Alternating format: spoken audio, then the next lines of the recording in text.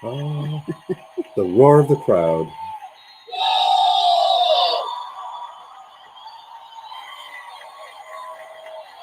Hello and welcome to the Velveteen Lounge.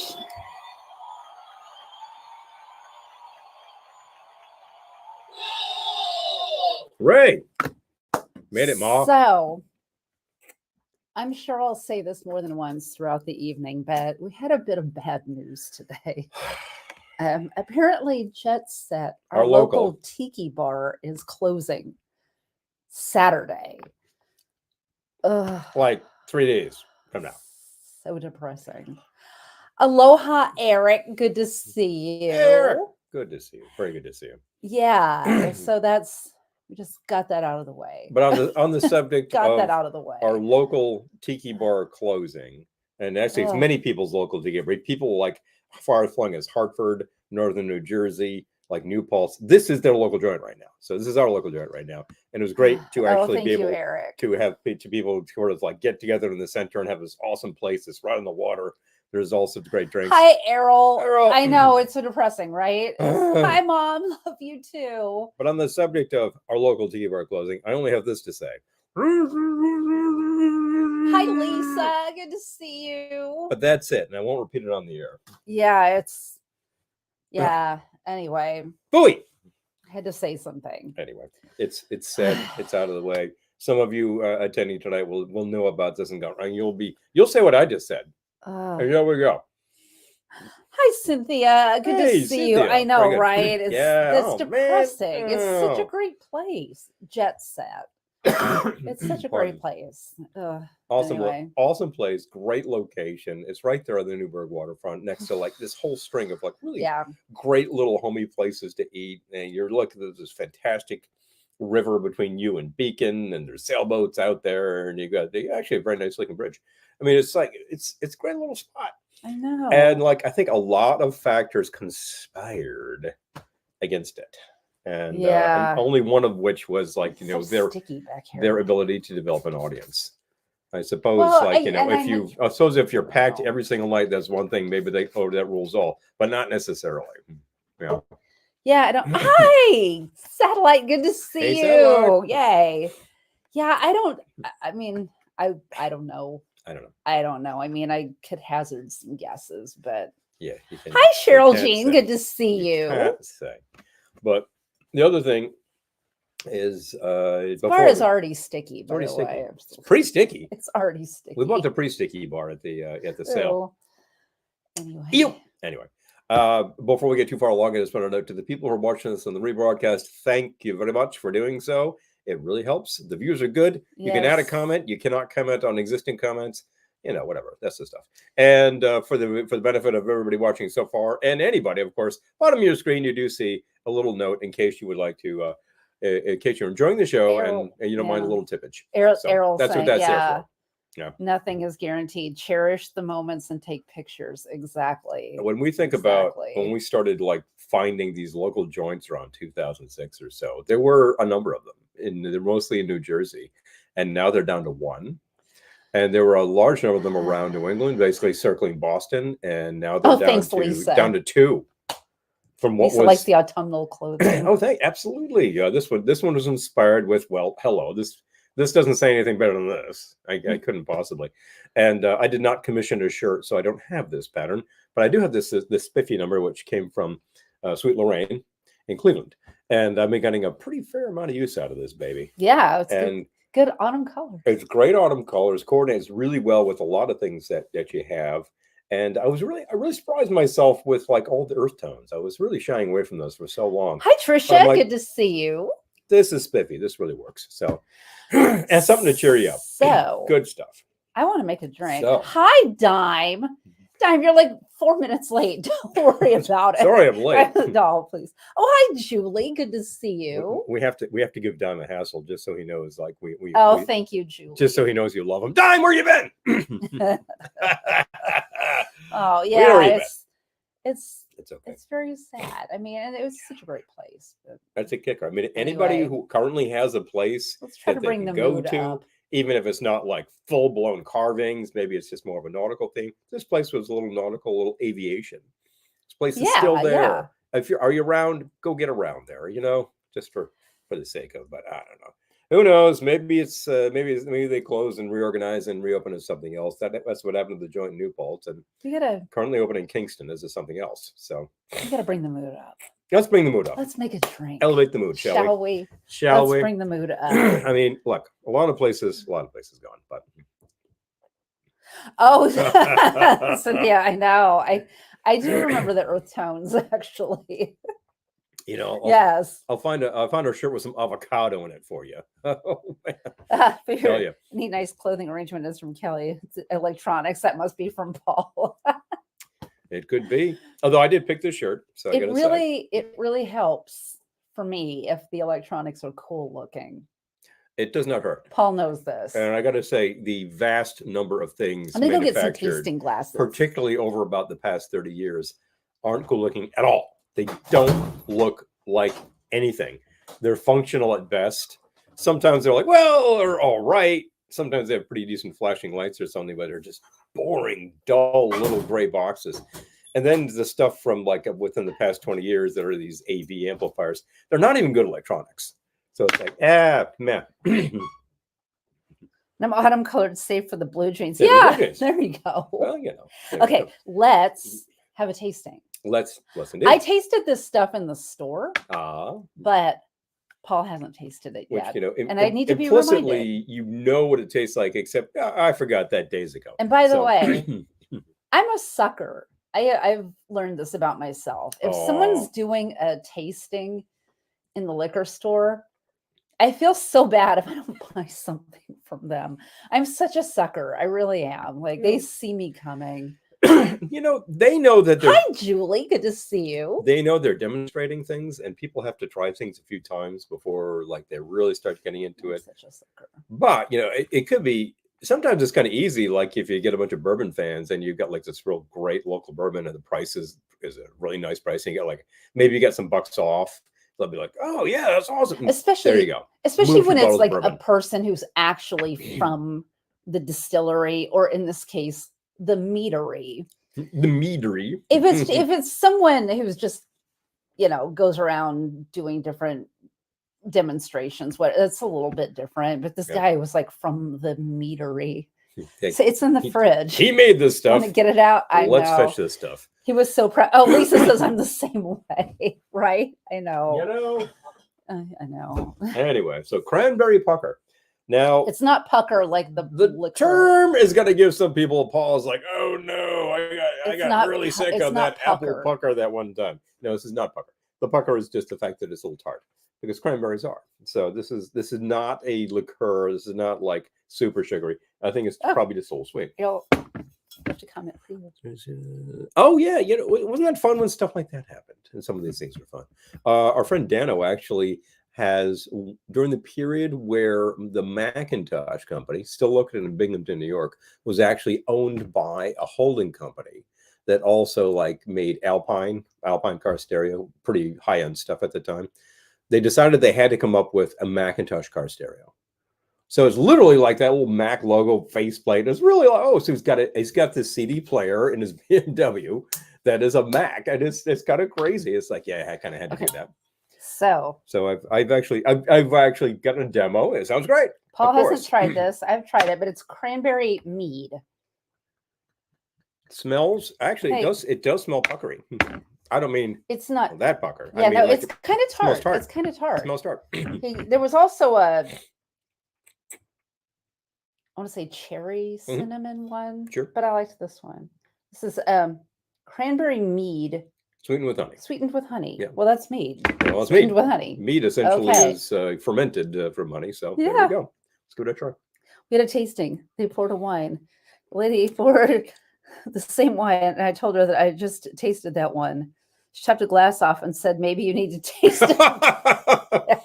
Maybe what you need to do is finish the bottle. Hey, this is nice. Yeah, first of all, it is good on the nose and on the palate. There is that honey note without being super sweet. Yeah, it is tart. It is not tart as in I just squeezed fresh cranberry juice in there. I'm not a big fan of it's tart as in we balanced out the flavor a bit. Not a big fan of honey liqueur. So I just thought, like, well, I'll taste anything in the store. Yep. But it's actually good. The other one was good too, by the way. The other one would be good for Thanksgiving, I thought. Oh yeah, this would be kind of nice too. Yeah. It would be a great thing to have around because. But it's like mead is, I think, made as like a wine. Golden Horn Meadery. Like you take like a honey and water solution and I believe you let it ferment. I believe he said it's in Pine Bush. Pine Bush. That's really Awful. Near us. Like, yeah. I throw a rock. There we go. I Pine just Bush, hit Pine Bush.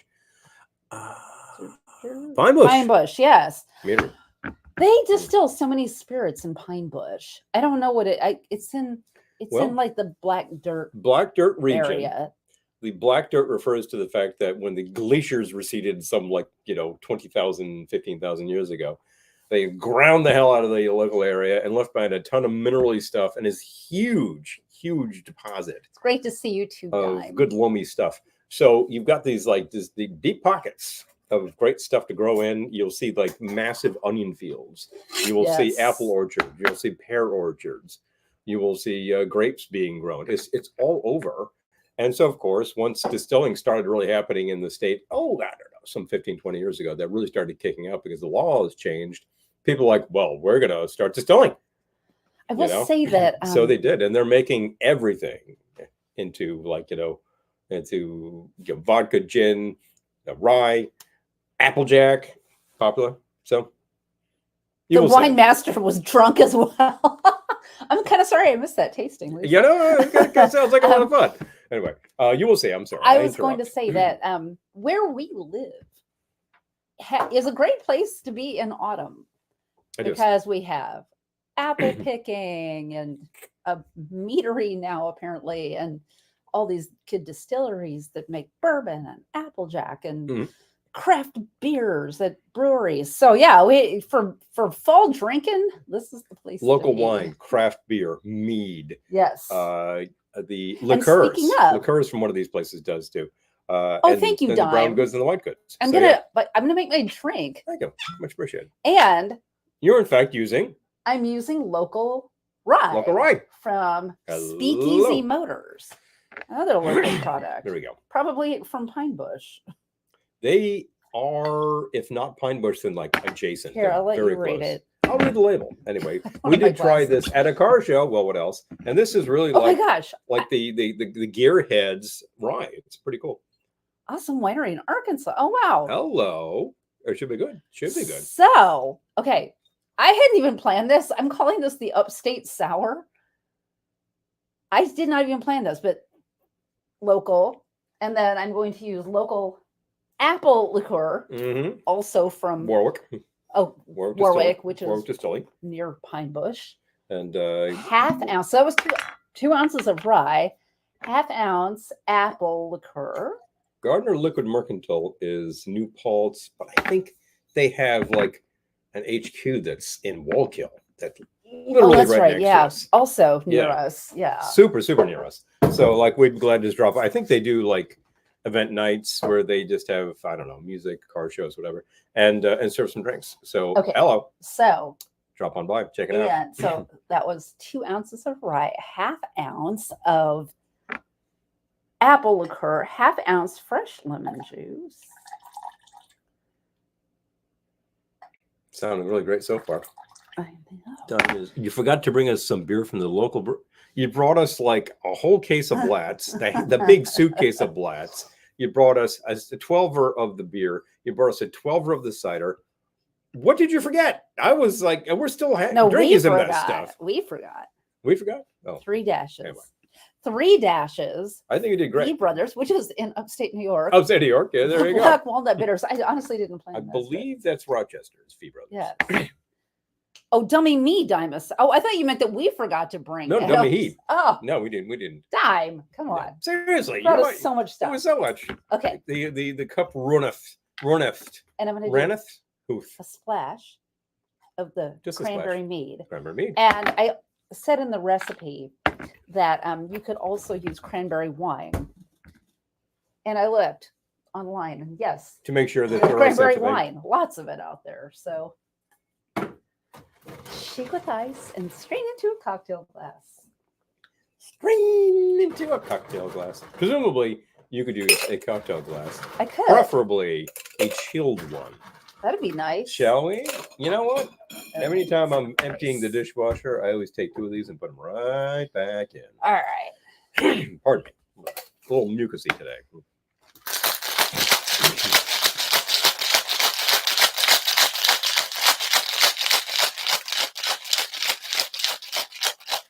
Upstate sour. That sound. The upstate. The uptown beatdown. Which beats the uptown beatdown, I'll tell you. Well, it beats receiving the uptown That's what I'll be beatdown. calling it That's by the for end sure. of the night. Oh, the uptown beatdown. Oh, the uptown beatdown. I don't know. Ah! Just totally sprayed the computer. I saw some splashage. Ooh. All right. So just look at that pour. Mm-hmm.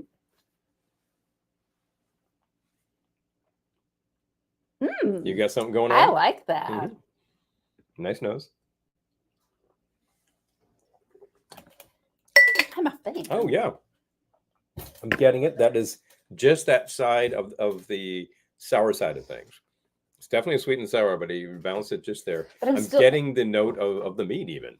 Yeah, definitely getting the meat. I'm definitely getting the rye. Yeah, super. The rye is absolutely like right there on the palate. You gotta taste the local stuff. Oh yeah, of course. I know we should have. They're doing. And these days, we should bring more local stuff to Ohana. We'll do that. You know, when we'll do that next time. When we have a little more space in the trunk if we're doing different things, and just thinking very specifically about what would be great. We do actually bring local to the tune of, say, the Narragansett products when they do specialty beers. I always like to have some of the shandies in the Old Man beer cooler. It's not really local. When it's that, well, they're New England. It's not that far. It's regional. They're regional, they're not far. And it's not like you can get that everywhere. I'm not entirely sure of the distribution in California, for instance. But Gansett does have good regional penetration for around. I think East Coast. Okay, we have some people who haven't said hi. Kristen, hi. Hello, Kristen. Jeffrey, good to see you. Yeah. Jim and Barbara, good to see you. Oh, your hello. names came up for me, so I wanted to say hi. I'm glad that we can see that you're here. Otherwise, I don't know. Yes. So that's great. And if anybody is, a matter of fact, totally invisible, just drop a line and say hi. Absolutely. If you're watching on your big screen TV because, oh, yeah, I can just punch this up on that, then you can't comment at all. So it's I recommend that you hop on your phone, too. You can just mute stuff and just drop in some text. I recommend you do whatever is easiest I recommend. for you. You know Honestly, what you I really... You know what you want to do? Don't you hate when people say that? There's been a lot going on, and it's been a busy week, and I here we are. I think you should do whatever is most convenient for you. Merely at hump day. I know. I tell you, it felt like a long week because we went in super early yesterday, and this morning I wake up at 3:30 or something. I'm kind of awake for a while. I'm like, oh, come on, drift away. Finally, I'm like, get up, do the dishes, just get ready, get in the car, and go. So I went in I went in earlier, like an hour earlier, which was fine because I had to leave a little early to make this broadcast. I slept last night for at least 10 hours. Oh, that's good. If not longer. I was like that. So dead. You must be ready to bounce off the walls now. maybe not. Yeah, hopefully not. But boom. Yeah, it was. I'm glad we're going away this weekend. Oh, we're going away this weekend. Oh, yes, I thought absolutely. I would mention that. Yes, we're going to be gone. We're going to be seeing Linda, who was right here on our stage. So on this broadcast, that is. Oh, Eric, thank you. We really appreciate your help. Excellent. Yes, we really do appreciate your help with that. Yeah, absolutely. Oh yeah, no, it's if I checked out the link that you sent about that, and I think that's for a different purpose. But we really looked into it, and it's really spurring the imagination as to how to do this. So it helps. I don't always have the time to do the deep dive, and something that's commonly done. I think, I don't think is that commonly done. Did you mention that we were actually on set on Sunday? Oh, we started making our short film. If you were listening to Tiki Brian a couple of weeks ago, we talked about this. Mm-hmm. We've actually done one day of shooting, and Julie, who was at least here earlier, I don't know if she's still here, but she graciously let us use her living room, which was perfect for the occasion. So the purpose. So Thank you again, Julie. Much appreciated. Really, it was probably 2.5 hours maybe that we were there. A lot of setup to even to get anything done. Yes, we're using a Mac, Eric. Yes. Yes. We are indeed. It's all Macs in the house. You do the dishes. I'm in trouble now. Uh-oh. Yeah. Well, I like it when he does the dishes. well, you know what happens is that like if Lisa was just commenting on that. if I'm awake in the middle of the night, I'm up. And I think I'm not up, I'm just lying there, but I'm like, why waste my time? Get up, and I'll sometimes just make a cup of tea, herbal tea or something. Just have some hot fluid. Thank you, Lisa. While that's happening, I'm like, all right, clear the sink, get this stuff out of here, maybe clear the dishwasher. And like, then it's done. And you don't wake up to all this stuff, So that's the kind of thing. That's what I do with like my segmented sleep. I get up and do stuff. Sometimes I'd read a little. I was reading the Imbibe magazine today, get some good ideas. I found some great drinks. We don't have all the ingredients, can't make them. Maybe next time. Eric's asking a question about. We definitely have Notepad, and we have the word processor on there. I certainly have access to Word itself, Microsoft Word, on the work computer, and I certainly don't mind using that. Can we save it as a different file format? I know that there's a specific file format you're supposed to use for the captions, for the subtitles. It's got a specific extension. And I'm going to have to check to see if that's available. Because essentially all you really need to do is put in the text, give a start and stop time. That's your caption. I can't wrap my mind around this. Yeah. I can. Okay, good. And I think I'm glad you can. Essentially you could put the script in there and just grab start and stop time. It's a little tedious to do it that way, even for a short film. So that's why there are some services some software that will sort of like automate that. Hi, Peter. Good to see you. I just need to save the captions as such. So my drink's going to be gone before you make anything for yourself. Oh, geez, that's right. Peter, what's in my hand? Nothing. See that? Yeah. No. VTT. VTT. I think we can do that. Okay. Well, let's check it out and see if that option's available. If it isn't, I suspect that the other software that does that is probably not expensive, and you could probably import or just start with. Oh my gosh. Okay. Well, we'll take this conversation offline. We'll do that. Here we are. Here we are talking text.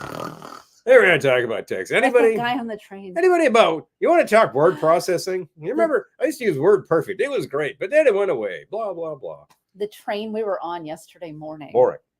There was this guy who was snoring, but he wasn't just normal snoring. It was so loud that people with headphones were looking around like, what? And it was like the whole trip. It was so, I hate to say it, it was so funny. It was really like grab that crosscut saw. Yeah. Really? It was like ripping it. Seriously. I feel bad for him. But dang, I envy the way he can sleep on a train though. Lisa does that when Tech Talk arrives. Okay, let's table this discussion for offline. Oh yeah, seriously. Yeah. Nobody needs to hear about that. I start snoring when Errol talks. I tell you. I gotta tell you. Yeah, it was like a sleep apnea story. I was like, that guy needs a CPAP. That guy needs to see a professional. Yeah, he needs to see a doctor. You want to wake the guy up and say, dude, here's a card, see a specialist. Yeah. Anyway. It was like that the whole but I do envy his ability to sleep on a train like that. Conk out and conk out pretty hard. I actually slept this morning. Yeah, I did pretty well. I was up for a while. The funny thing is, I'm not usually on this train. I heard them say, like, next stop Secaucus. And I'm like, but we're not even past, like, Tuxedo and stuff like that. And then I realized, yeah, because you're on the express. You're going to blow off all those stops. I was like, oh, yeah, that's kind of great. Haven't done that. Haven't done that in a long time. Well, I'm not going to miss a stop because they stopped there. But I have to remember, like, that I'm not going to expect all these other stops in the middle. But if you're sleeping soundly because you're thinking, I've got like 4 stops, and then suddenly you're like half asleep and they're announcing your stop. It's like, wow. Okay, what is the name of your cocktail? I don't have a name yet.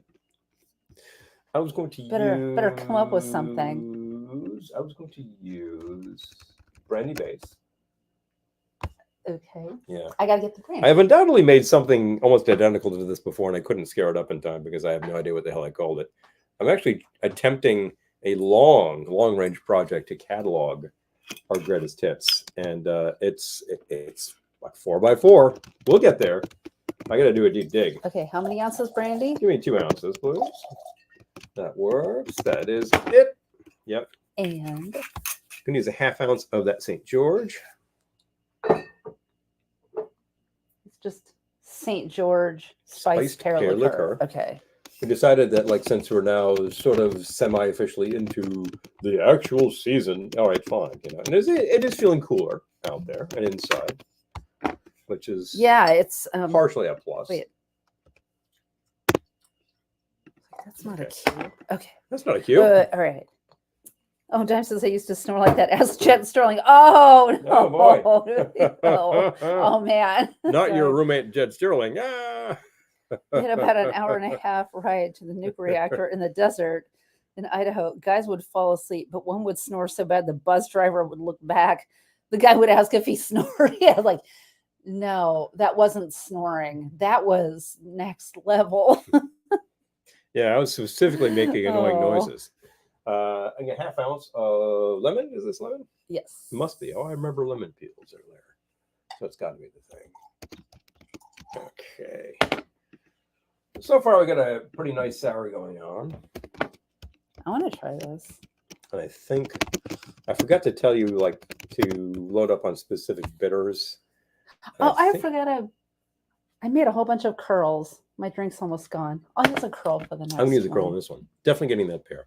I want to complement that with something interesting. Do we still have the molasses? Bitters? Bitters. I don't know. Okay. If not, then if we had those poker style, the cardamom. Yes, we do. All right, then I'm going with them because I don't often use these, and they're kind of fun. Oh, actually, is this new? How about that? I guess we have it. I guess we haven't used these. So this you've got specific the one at all. brandy, the pear, the lemon juice. Is that it? Yep, that's it so far, and then a couple dashes of these. There we go. They're new. I guess we got these in one thing or another.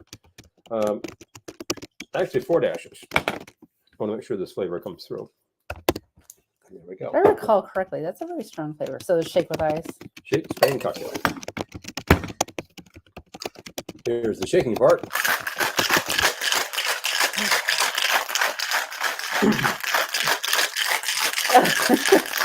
It was his inner animal calling for his mate. Ding. Snoring me? No, that's just my chainsaw impersonation. Yeah, you know. Oh no. I was just cutting up some actual logs. Oh. And chilled cocktail. Who's an alternator belt slipping? Yeah, right? Oh. Oh, that poor guy. He was really loud. Because the train is loud. And like he was way louder than the train. He was definitely up there. That reminds me, I got off at my destination today, the Pennsylvania station, and it's super loud. And I'm like, putting my head out the door. I'm like, what the hell is all this racket? It was the Amtrak train. And the head train there was making an ungodly noise. And I've actually got an app on the phone to check this stuff because I've noticed that these trains are super loud. So I got like the NIOSH like noise meter, and I'm like, I put earplugs in. I'm checking this out, and it's like 118 dB. I'm like, you can go deaf on that in like about 10 minutes. Well, that's why they all wear like these big old cans on their. But here we are walking like up this long platform with this thing going wow like that. I'm like, turn that thing off. Jeez, man. Well, Penn Station, it's every man, woman, and child for themselves. Here you go. If you've ever been to Penn Station, you feel me. Yeah. I mean, I get off and this gal is just like looking horrified at this amount of noise. This is good. That spiced pear liqueur, St. George, well worth checking out. It should be available in your local well-stocked store. I believe that's coming to us from California. Yes. Yeah, right? Yeah. Bay Area. Bay Area, yeah. They have a lineup of spirits. I think that's the one that we tend to go to. I think we should call it the Spicy Mama. Spicy Mama. Ooh, wow. Spicy Mama. So anyway, yeah, but you get to this time of year, and I'm thinking, yeah, apples are in, pears are in, that kind of stuff. Start using these flavors. I might want one of those for my next drink locally. This would work really well with that. Or I'll do rye. a variation on it, so it's a different drink. Trains are loud. I've often said you can pass gas shamelessly in a refinery. No one will hear or distinguish. No. Jeez, Errol. Oh, no. Now that reminds you. Oh, man. You drive south on I-95 through New Jersey, and you get about a third of the way into the state, and it's like Hi, Mike. refinery territory, because you can see the gas jets burning off the excess, and it's like, wow. Oh, it's rainy and chilly horrible. in Seattle, so I'm having an espresso martini. Oh, nice. You're saying rainy in Seattle. No one is surprised. Chilly, well, it's about that time of year. You're having an espresso martini. Sounds like a good Owen's idea. espresso martini mix and Tito's vodka. I don't know Owen's. Yeah. Okay. Sounds like a very fair idea right Peter now. says, I have to say, I do prefer Grand Central over Penn. Yeah. Yes, doesn't everyone? Doesn't everybody for Doesn't about the past 55 years? Oh, man. No, it's more like Ugh. it's about the past 60 years at this point. Really, it's been that long since there's been a real Penn station. The only saving grace is, as was pointed out to like one of us a while ago, the New York manages to like get this big edifice, this sort of like Roman Colosseum of a train station that's very grand and huge, and it becomes obsolete within 50 years. So what happens with the going bankrupt train? It actually sells the air rights. So what happens is somebody buys it and raises the station. And this just horrified people at the time. How could you do this? Well, this was this magnificent McKim Mean and White building. Now, this was New York City. Do you want another McKim Mean and White building? You look across the street at the post office. Also, huge Roman edifice, right? And it was this massive place where they processed mail forever. But by the time you get to the 90s, it was like largely obsolete itself. A lot of that function was going somewhere else. So there was a suggestion to turn that into Penn Station. Why not? Well, that eventually happened. And now it's the Moynihan Train Hall. Hi, Daniel. Good to see you. And there are some times where I simply exit through there just because I feel like getting off the train into a civilized train station. This is great. Cynthia says, rainy and cool in the Willamette Valley in Oregon, making meatballs, drinking local wine. Lovely. Wow. It's been rainy here today, too. Yeah. It's all drizzle. I Yep. think we might be getting residue from one of these hurricanes that's about to whack into the Yucatan and probably Florida. I don't think we're getting residue from that because it hasn't made landfall. And made landfall yet? All right, so it's just raining. There we go. But so anyway, so we have Oregon and Washington. Hello, in the house, baby. Everywhere group did their freeze prank. Oh, funny. The refinery shown in the beginning of the Blues Brothers is the Amoco BP refinery in Whiting, Indiana, which borders Chicago on the far southeast side. That makes sense. That's yeah, perfect. okay. It's kind of perfect. Hi, Keith. Hey, Good to see you. Good to see you. So I'm enjoying a spicy mama. Spicy mama. Spicy mama. That's really good. I mean, my drink's really good. That was spicy, really, not really as good. in hot, but as in the like baking spices. I'm gonna do a is pretty much what variation we're on that. talking about. Yeah. I figured that if I did this with the rye, it would have tasted an awful lot like what You you can just tell I had. didn't like this at all. It Sucked. disappeared quite Bye. quickly. Anyway, you also, if you do make this first one, add a twist because you said, "Oh, I forgot the twist," and you would have done it. So she wanted that twist. Anyway, Errol's been in that refinery. I love it. been there. Okay. Done that. Had some of that. A sip of water. I will take your mixing glass and get it out of here. That was more like a gulp of water, but That's a gulp. A gulp's a good idea. Thank you. You got to hydrate during I'm these things. hydrating. All right. So I really liked what he did. So I'm going to do a variation on that. Let's see. I love that you've all been in this refinery that's in the Blues Brothers. Like, I just happened to have yeah, been I in that know. refinery. That exact place. We know such interesting people. Yeah, it's just really good. All right. I'm thinking. Are you enjoying it? All right. Take over. I'd be glad to. I'm Going to source some ingredients, perhaps. I don't know. We got a few things here, but we didn't stock up, huge. We just gave a couple of ideas. I'm wondering if I want to do whiskey or tequila. Oh, tequila sounds like a really good compliment too. It's all brown goods. That's the era we're in right now. All right, you talked me into it. There you go. All right. Tequila. I'm going to get the tequila. Mezcal. Tequila. Mezcal. Tell you, we don't have mezcal in the house. We should. Oh, wow. We're low on tequila. I guess we need tequila too. Well, use the stuff on the show and it disappears. Good job delivering big DC Motors. Okay. Wow. Hot stuff. All right. I need a shaker. All right. You got one? Yes. You got one. Super. I got it. I hear about that, and that actually sounds like Errol's territory too. Big DC Motors. Okay, so you keep that talking. kind of stuff. I am glad to keep talking about stuff. Okay. The other thing is, I was intending to do a drink to commemorate, the passing of our local joint. I thought we were bringing the mood up. Yeah, well, I was just thinking I might actually say great place, and here's an excellent thing that you can still get there for the next few days anyway. But I stopped at the local place to see if I could get Clarin, and I could not. As it turns out, I was able to see something from Dominican instead of Haiti. So, oh boy, I'm going to have to look around. There's enough of a population within this state that I should be able to find this somewhere. Sometimes you just have to dig. Reminds me of when we were taking a look for a Guyana rum, and we found the whole section in Queens, and what do you know? They had the stuff on the shelf. Keep talking. So anyway, so spicy is this. This is all baking spice kind of stuff, and this is coming from the St. George Spiced. If I were to tell what's in there, probably cinnamon, clove, that kind of thing. Not really aggressive, just enough to give you that thing. And also I'm thinking, what would be great? Use that in baking.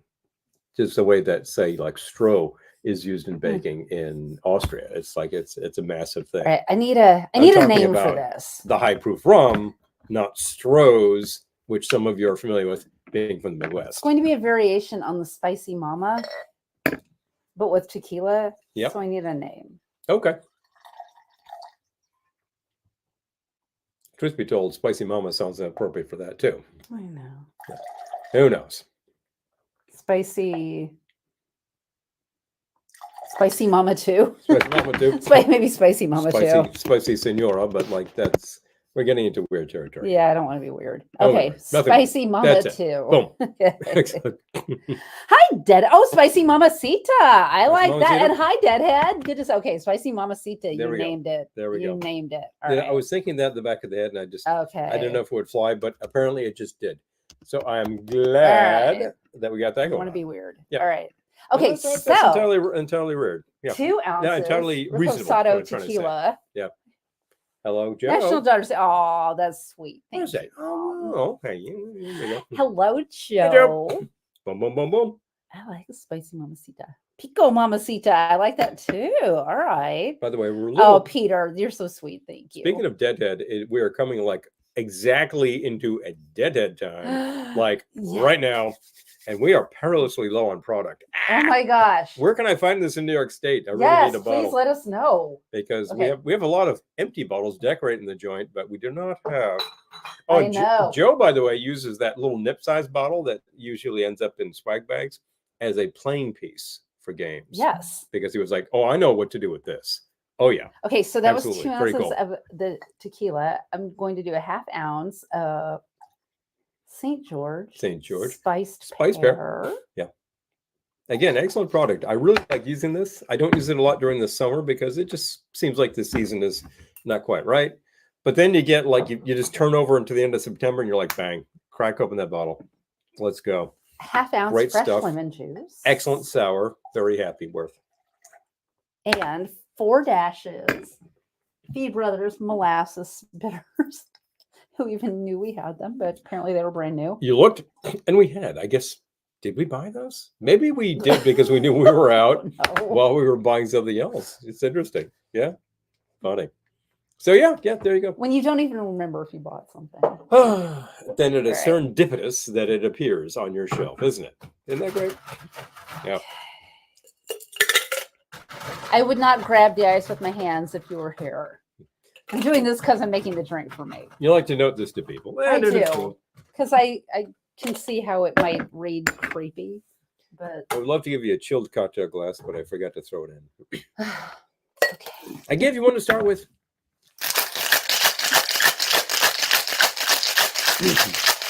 Hello, spicy. All right.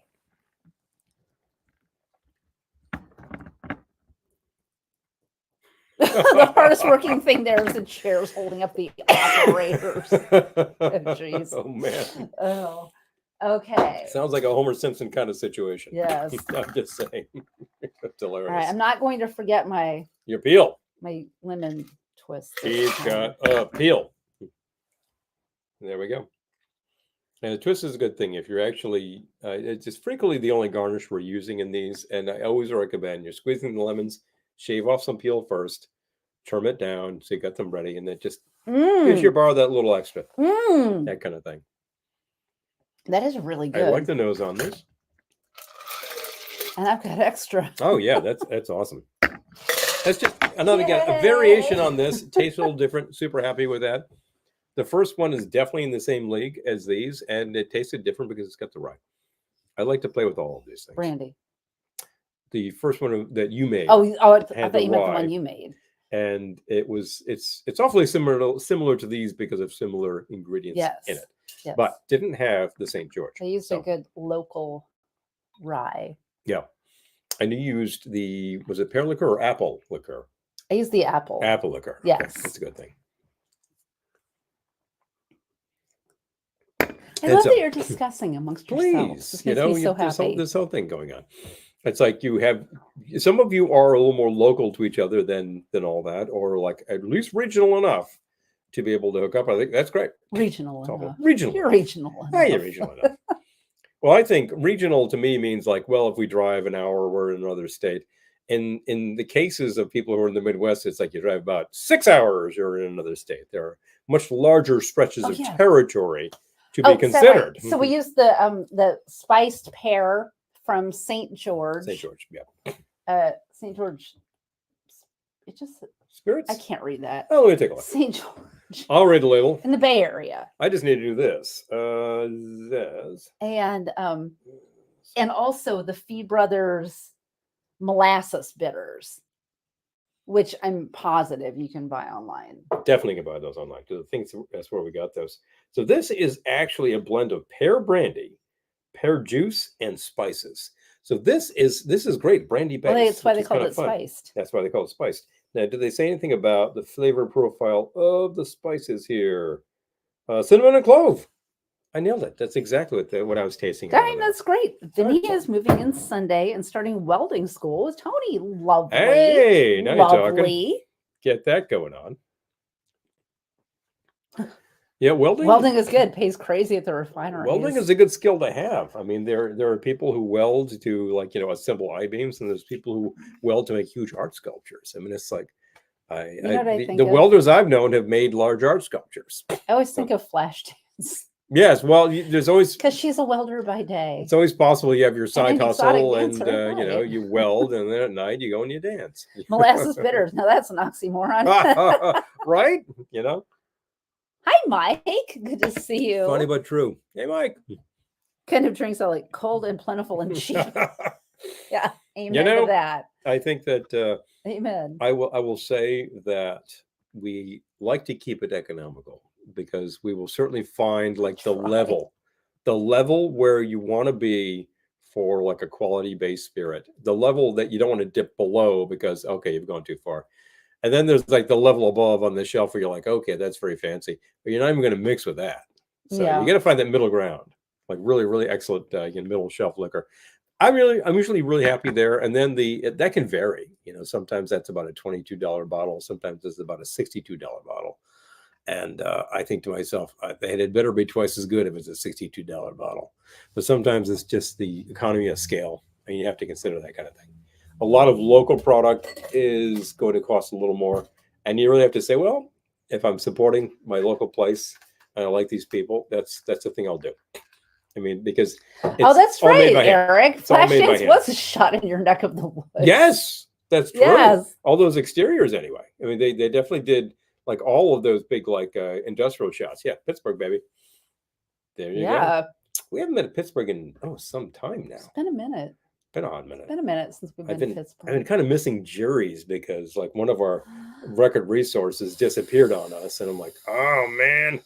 I know. I could use a fall road trip. Well, we're having a fall road trip this weekend, but a fall road trip that includes vintage shopping, like that kind of thing. I'm talking about Cleveland, folks. I'm talking Cleveland. Talking Cleveland. Talking Pittsburgh. You know, this kind of thing. Akron, even. But yeah, we're talking about places where you can go and economize. Oh, well, if we went to Akron, we could go to Tiki Underground. Hello. But definitely. Yeah. You would not go through the area without hitting them. No. Yeah. Well worth your time. Yes. And then Cleveland proper, of course, you do in fact have Porco. Gotta do it. Angel's Envy is on sale at Kroger. And rye is still pricey as usual. I am so envious you can buy liquor in the supermarket. Oh, yeah, seriously. Just go to Kroger's. Not in New York. Just go to Ralph's. Oh, no. Go to the liquor section in Ralph's, you know. Actually, we can we can buy liquor in a supermarket in New Jersey. It's the distribution is the licenses are limited. So not every ShopRite has a liquor, but there are several. And their selection is pretty damn good. Hi, Gil. Good to see you. Yeah. And then, of course, you get out like, I think. The scene where she enters the school. Yeah, yeah. Ohio. I was just thinking about that film the other day, actually. But you really have to get into, Southwest, West. And then it's just like, oh, yeah, every grocery store has bottles of hooch. And they'll actually have pretty good selections. And then you can, get $10 off if you get the discount card. I'm like, yeah, I think I'll apply for the discount card. Great idea. Oh, if you make any road trips, make sure you get some local hot dogs. I know, Peter, right? Now you're talking, Peter. We have some correspondence here from Chicago. I think there's some well-known dogs going on there for sure. In our neck of the woods, we have some great options. So, but sure. Lincoln Gas.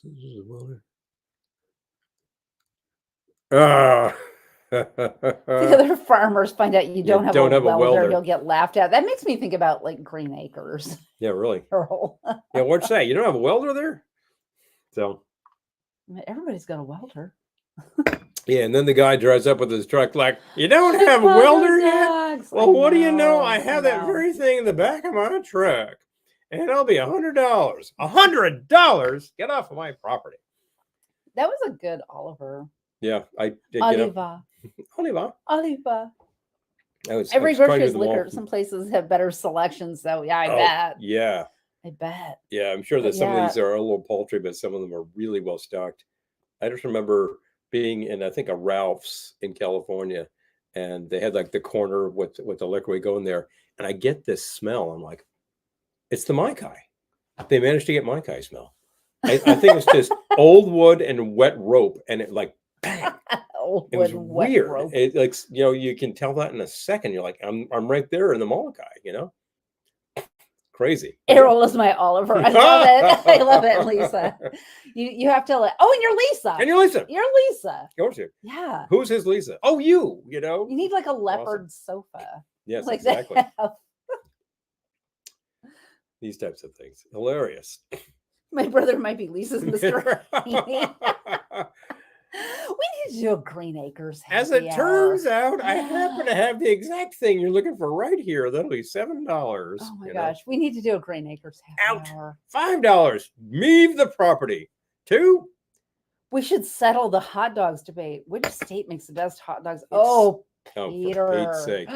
For Pete's sake. Peter, we should do that in the Velveteen Lounge VIP room. Which, if you're on Facebook and you're not in the VIP room, make sure you go join the VIP. You can go apply. You have to pass the test. What's the test? You have to answer like 3 questions. You have to answer the difficult questions. Yeah, the really difficult questions. So we make sure you're not a bot. I think that's it. We're trying to make sure you're not just some robot trying to muscle on the action and feed us a bunch of stupid advertising. Yeah. No, you're all viewers. You're all people who know us, and you just want to go join the conversation. It's a private group, but a lot of fun things get posted there because people know the sensibility. You want to know about Wienermobiles and things? Equipment we don't need keeps showing. I love the Green Acres. Hilarious. That's so funny. I'm sure I would love New York dogs just as much as Chicago ones, to be honest. Yeah. Famous pizza. Oh, yeah. Pizza as good as we do. Arturo's Almost. is our favorite. Look, there's regional things. The fact that you do different things there or in Detroit, so what? It's a good pie. Lisa was actually named Lisa off of Green Acres. No, I was named after a TV show too. Yep. Bachelor Father. I was named after Kelly, the daughter on Bachelor Father. Bingo. I love that. At Costco, everything comes in industrial sizes. See, we can't have nice things in New York. Wait, sure we can. You go to Sam's Club and they have like large things. But they don't have industrial size liquor. Truth be told, the largest we get is a handle. But, in many cases, that's perfectly fine. No. That'll last you a while. We like to get the handle with the brandy. We use it for sure. But in terms of I would buy Costco industrial booze. In some cases, it's going to do you perfectly fine. Are you having a party? Just get lighted by up. round two, who cares? Bingo. But the classic New York dog, dime it's what? Mustard and kraut. Well, there's no problem with that. I'd take that any day of the week. But Eric, if you want to load all that other stuff on it, that sounds great. You get RTV. Sounds awesome. Okay, so the only reason I know RTV is because when Paul and I first moved up here from the city vicinity, we took a dance class at the college right up the hill, a ballroom dance class. And our teacher was always recommending this show on RTV, Jolly Joe's Polka Show. But she always, this was a genuine mistake. She was the sweetest lady in the world. She was great. And her husband's no longer with us, but he was amazing. He was so sweet. I loved him. That was fantastic. And they taught us. And they were such good, they were such good dancers and such good dance teachers. Yeah. But she always wanted people to watch Jolly Joe's Polka Show, but she always called him Fat Joe. Fat Joe's Polka Show. Well, Joe was a big guy. Hi, Ben. Good to see you. And he was usually just sort of sitting there in front of the band being like, well, the boys and I are now going to do a little number called the Netherlander Polka. 1, 2, 3. Lisa says Josie and Errol are the reason we can't have nice things. Oh. Funny stuff. I'll take some of that mead, please. Was it Bill Bixby? You know who it was? I think John Forsythe. John Forsythe. That's right. Yes. Yeah. Which one do you want? I'll take the mead. The mead. Yes. Okay. Bill Bixby, of course, was my favorite Martian. And Courtship of Eddie's Father. That's what I'm thinking. Potentially what's being confused here. Like the tractor auctions on RTV. Lisa gets nervous when I watch. Oh. This was like, oh, really? Geez, like that's a very. I could put a bid on that. I'm assuming Jolly Joe is probably dead. Here we go. Now I gotta look it up. All night long, I'm just going to tip in the hat too. Watching Stinky and the coal miners play. I know. Okay, I gotta look up Jolly Joe. It was a good show. As that recall. Well, it was all these people it was just all these people polka dancing. It was these very energetic bands just playing polka. All I'm getting with Jolly Joe is Mike and Ike's? some Veggie Tales show. Oh, Jolly Joe Polka Show. Here we go. There we go. Jolly Joe and the Bavarians, 2023. Maybe Joe's still with us. Jolly Joe Timmer tribute. Oh. I feel like maybe he's not with us. He would be really old if he was. He was pretty advanced at the time. So, Bethlehem, PA. He was from Bethlehem. That's like an easy drive for us, Bethlehem, Pennsylvania. A couple hours. Wow. We've actually done a gig there. Lehigh Valley Live. Wow, Jolly Joe Timmer. Oh, he died at 85. Okay, when did he die? All right, I got to look this up. Is that the same guy? Polka. How many Jolly Joe polka legends could there possibly I don't know. be? 2015. Okay, that sounds about right in terms of 2015. So that's what that's 9 years ago. All right. And we would have been watching this around like 2005. So That's the kicker. But it was a fun show. People were just dancing all night. Just one of those crazy things. Yes, courtship. Okay, yeah.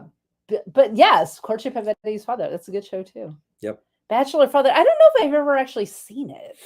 I think we saw an episode or two, but probably an episode. I don't know in which context we checked that out.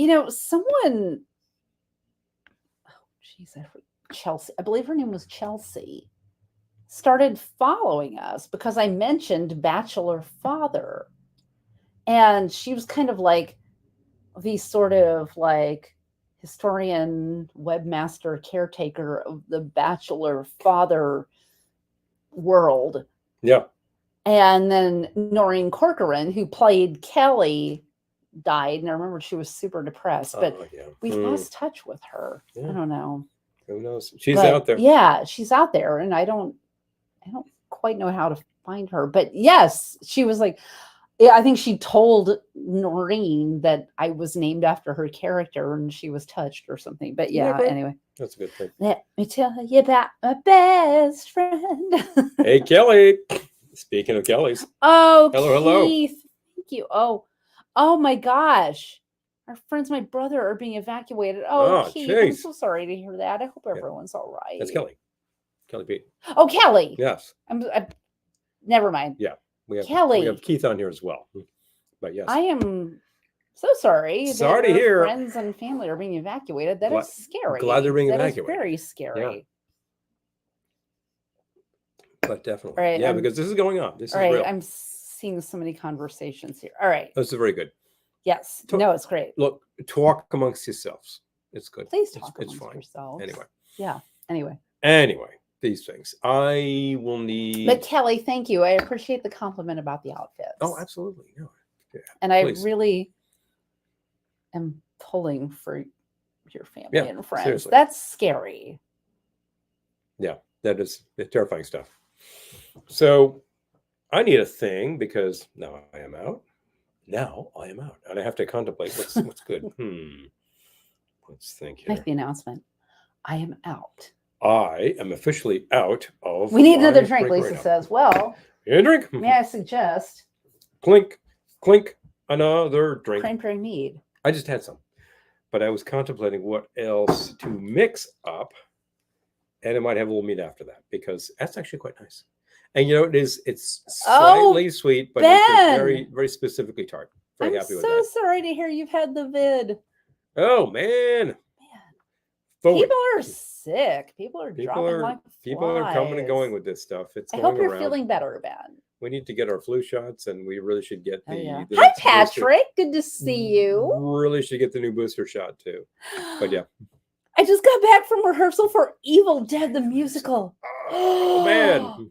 Oh my God. It is the season now, isn't it? That's awesome. That is awesome. I love it. Can we get Bruce Campbell at the premiere? I think that would be just like laying it out shut.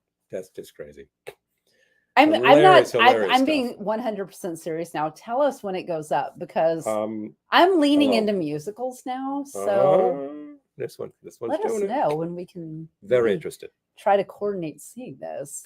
I would love to see that. Glass. Oh, my aunt's family's in Florida. Oh, dime. Peter says something orange. Something orange. Yes. All recovered. Oh, good. My 1,640 day streak broken. Going up October 11th. If you come up to Boston, I'll take you around. Oh my gosh, Patrick. Okay. Okay. There we go. I'm going to see if we can make this work. Glad to do it. Yeah. Please send me a link. I can't swear, but I would love to. It sounds like so much fun. Schedules being what they are, we're going to have to work around it. But you know what? That's a reason to work around. Yes. Yeah. Yep. I love hearing about these musicals. So there's one that I don't think it's a musical, but it's a scary situation in Florida. Oh, Kelly, I know. Yeah, seriously. Oh, again, we're into that season, and they're going fast and furious. I think this is the third I've heard about. This glass is a little. Ooh, this could use a little help. Okay, so if only I had some way to clean this up. Oh, Wait a minute. Here we go.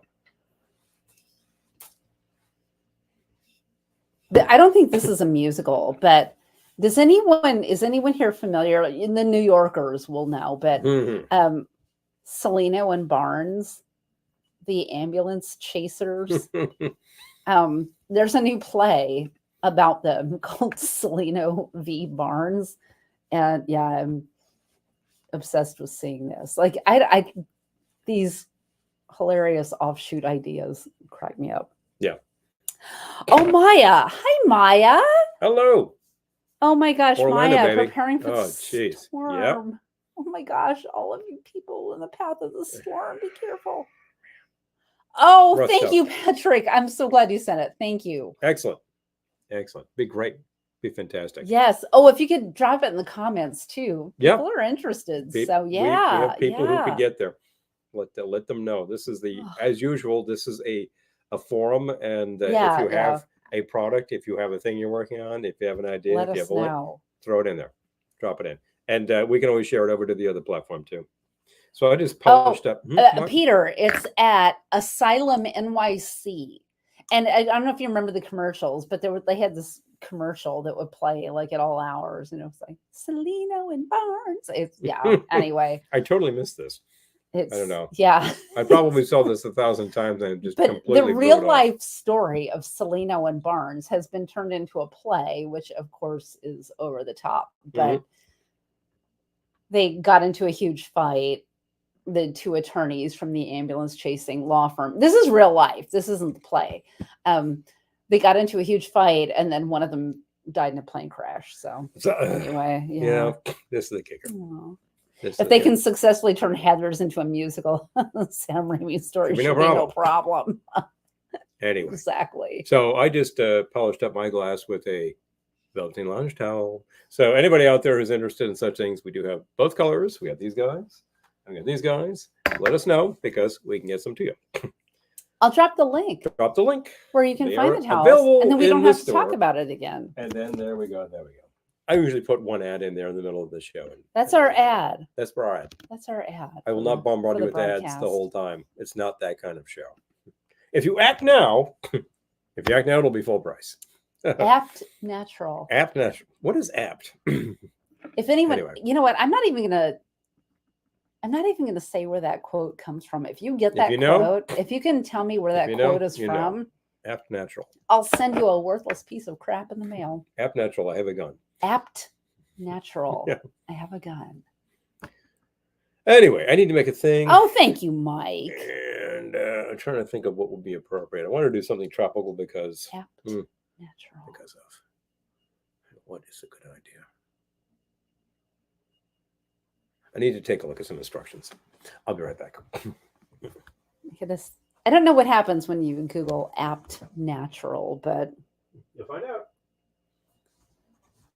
I'll send you a Velveteen Lounge care package in the mail if you can identify the film that's from.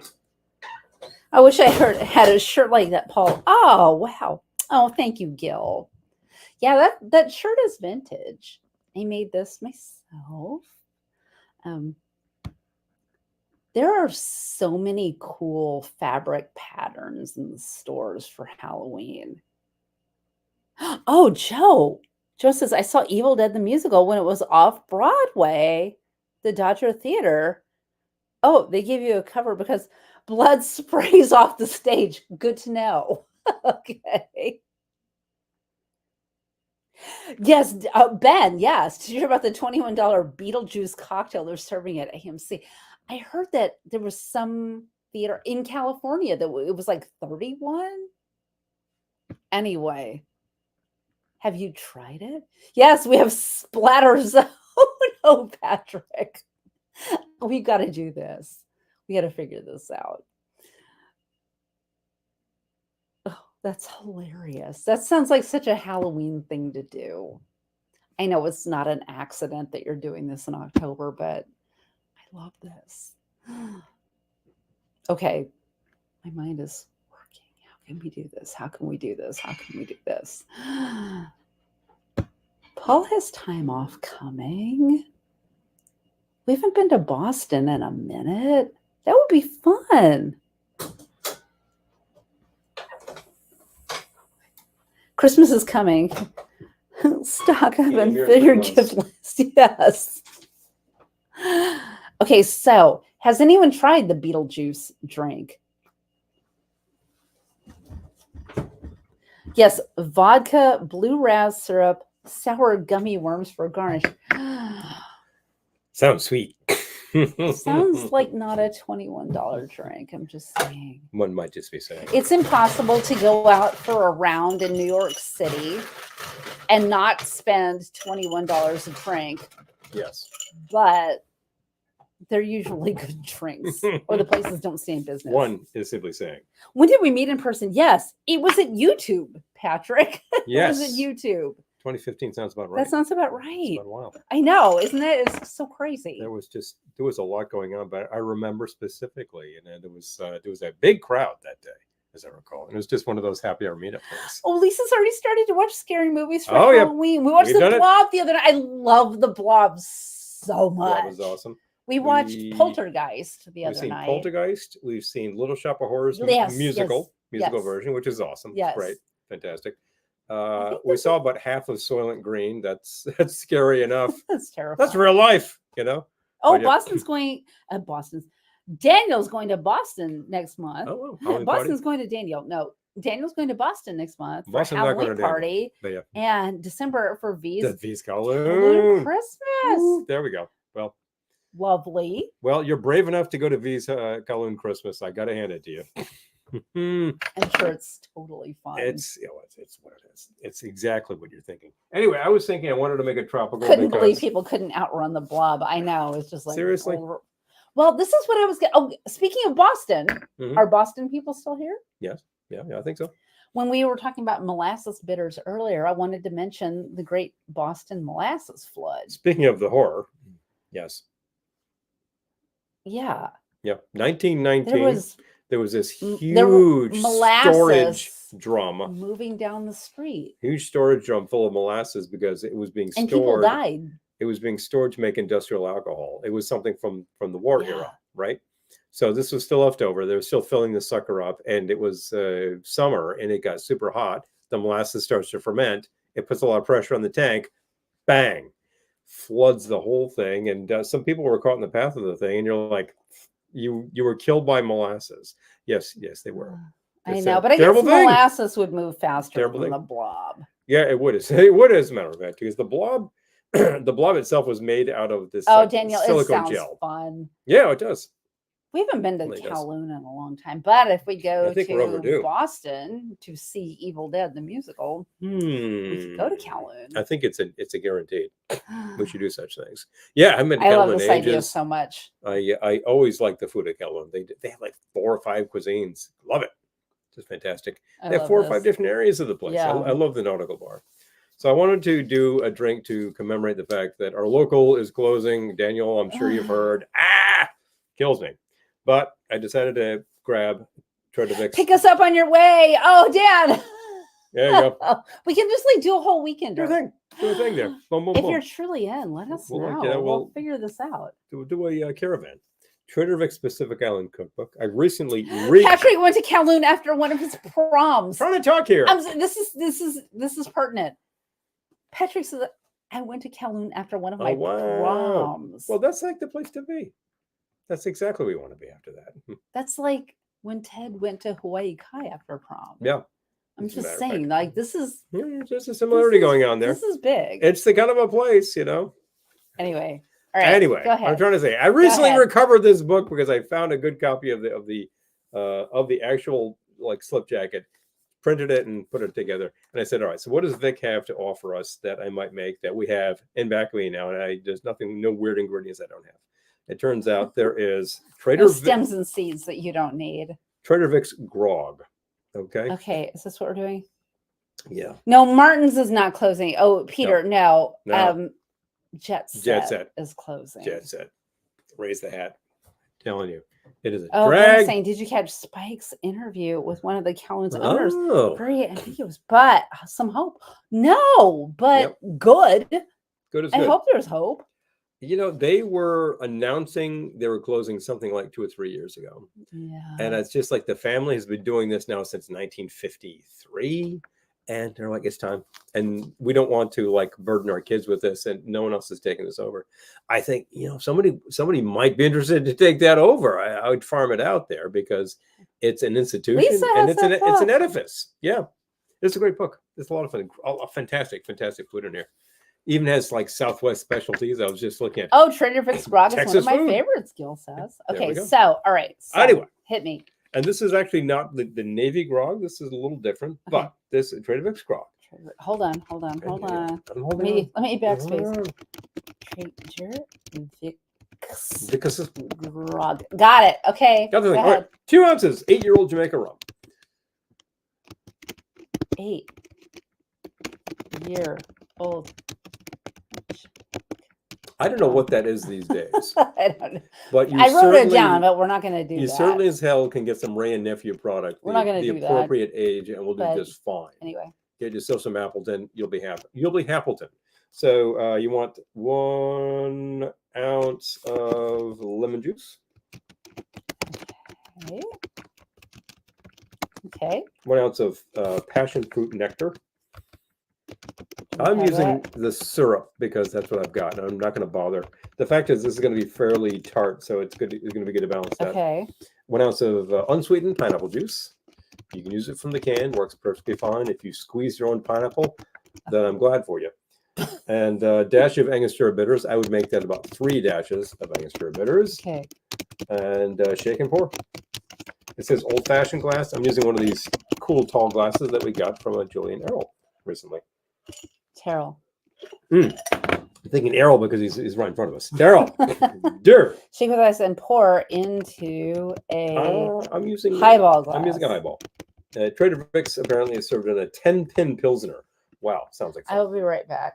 Anyway, so I'm going to start with the rum. And since the rum we have from Jamaica is not particularly old, I'm going to go with, I just bought this tonight because there was a good sale on Tanduay. This is the Gold Tanduay is a great base for like any of these tropicals. This is like great Mai Tai rum. This would be a great fog cutter rum. Take your pick. So 2 ounces worth of this stuff, and it's going to go in there. Haven't actually tasted this in a while myself. I recall that this is really just like their standard amber rum, and it tastes like it's been like aged for about 8 years. Yeah, this is like an aged rum. It has nice flavor. It's got like a little wood, a little mustiness. Volunteer time for heated drinks. Yeah. Hi, Clinton. Good to see you. Truth. We can contemplate such things as the hot zombie. Oh, finally cooled down here in Utah. I know it cooled off here.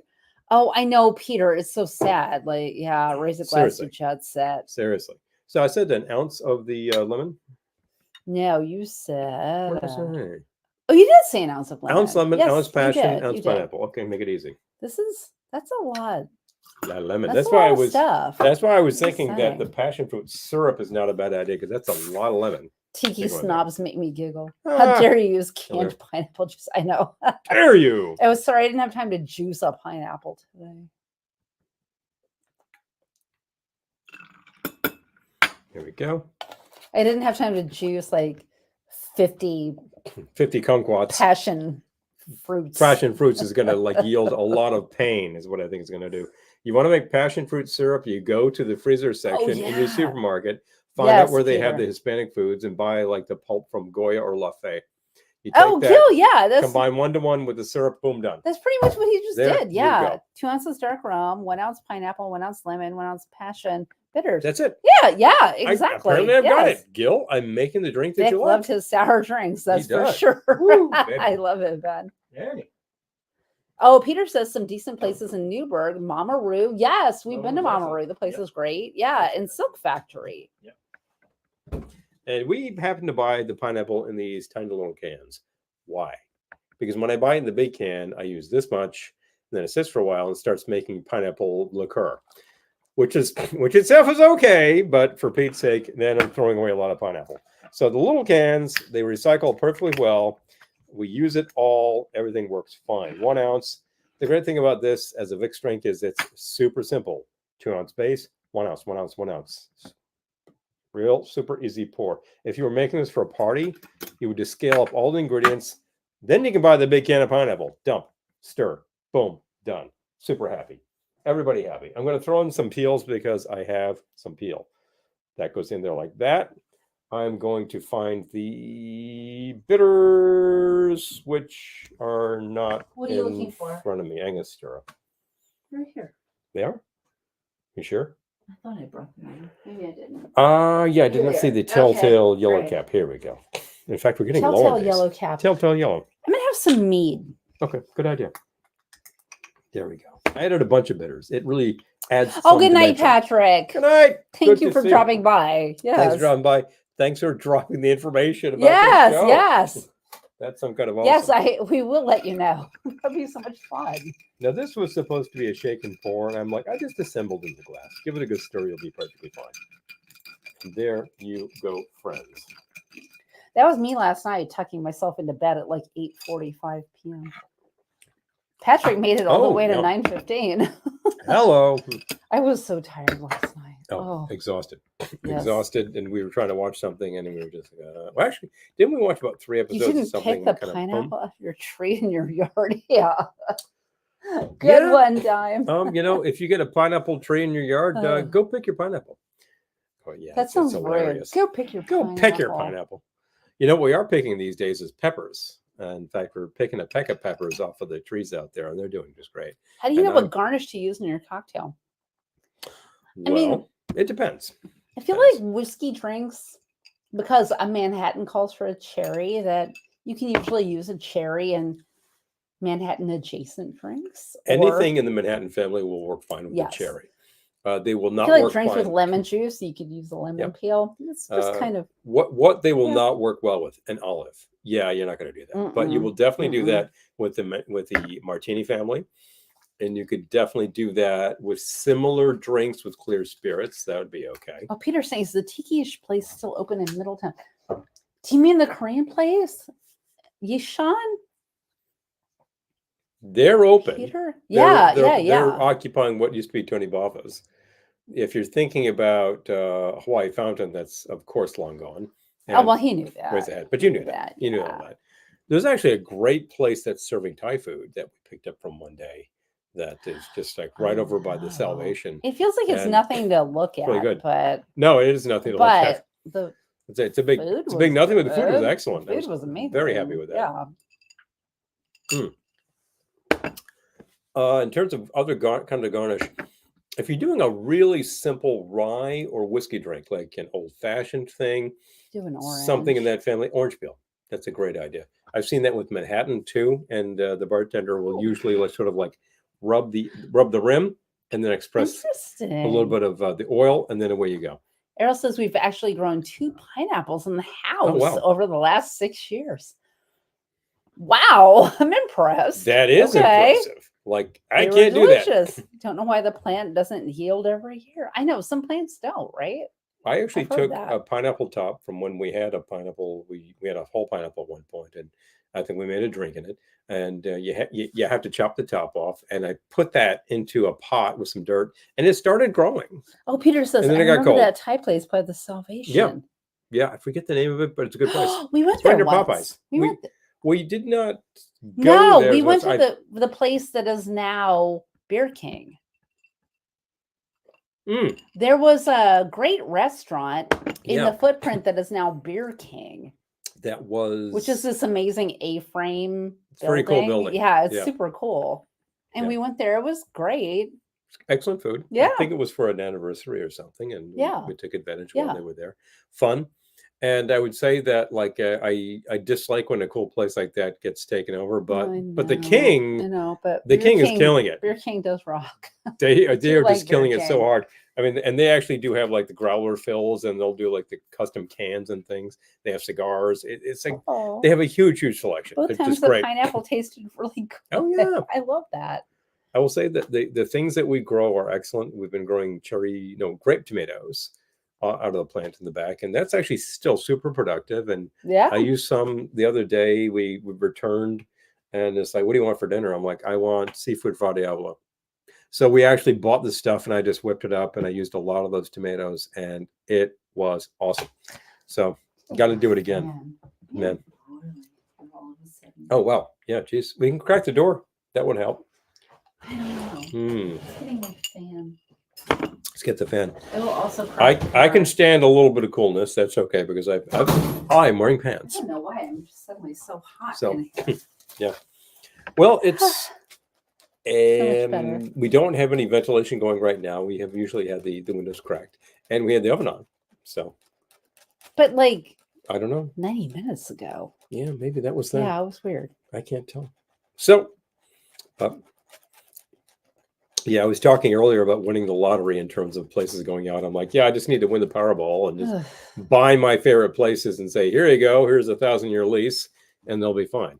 First thing though is I have to play the Powerball. I know. And I think about your chances at that, and I'm like, phooey, I'll go earn my keep, you know. I'm not depending on pure chance for such things. But we, after all, put good things into the world, and I think you put good things out, good things come back to you. I try. Good things come back to you. So. Well, I'm glad you're wearing pants. Me too. One is glad because there's that gag in more than one production we've seen where it's just like, the television announcer, they're like, this just in, I'm not wearing any pants. If he's behind the whole scenes there, you can't tell. That's the gag. What was the other thing? Paul was wearing pants. The other thing was from that what am I thinking of?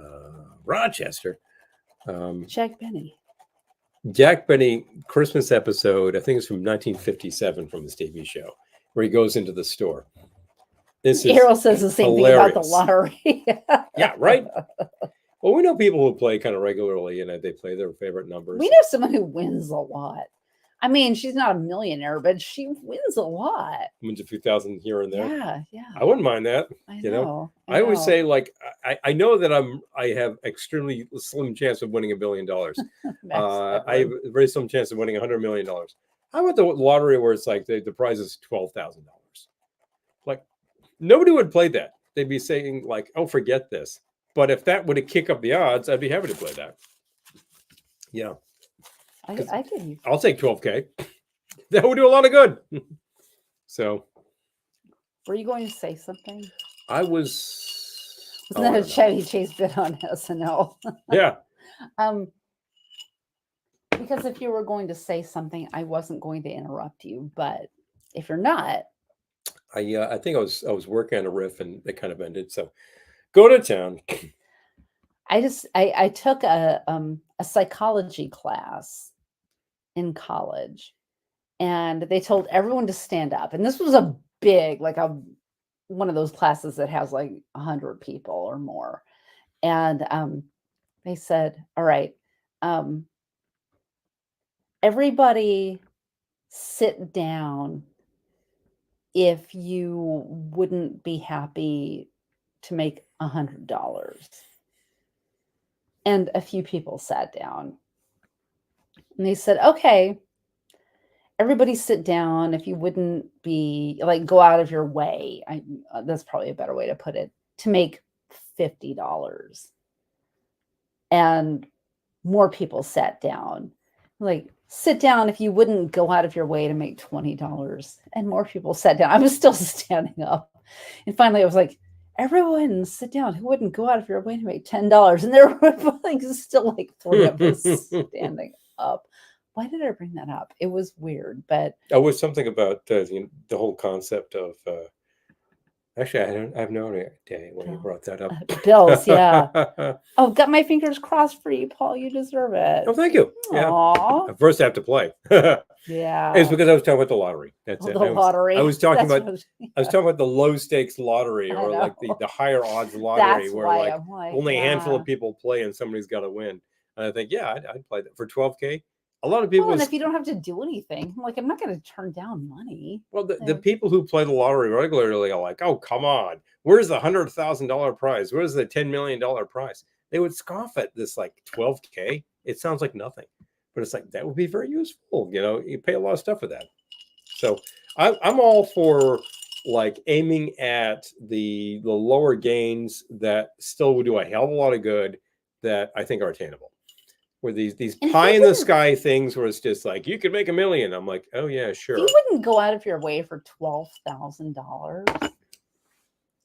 What's wrong I with have you? a film that I would love to talk to you about that you might want to invest in. Hello.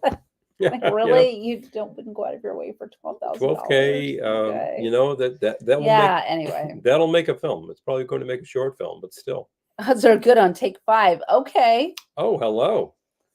There's some real world advice. I will take such things. Yeah. You know, when you can check Meh. out the prizes.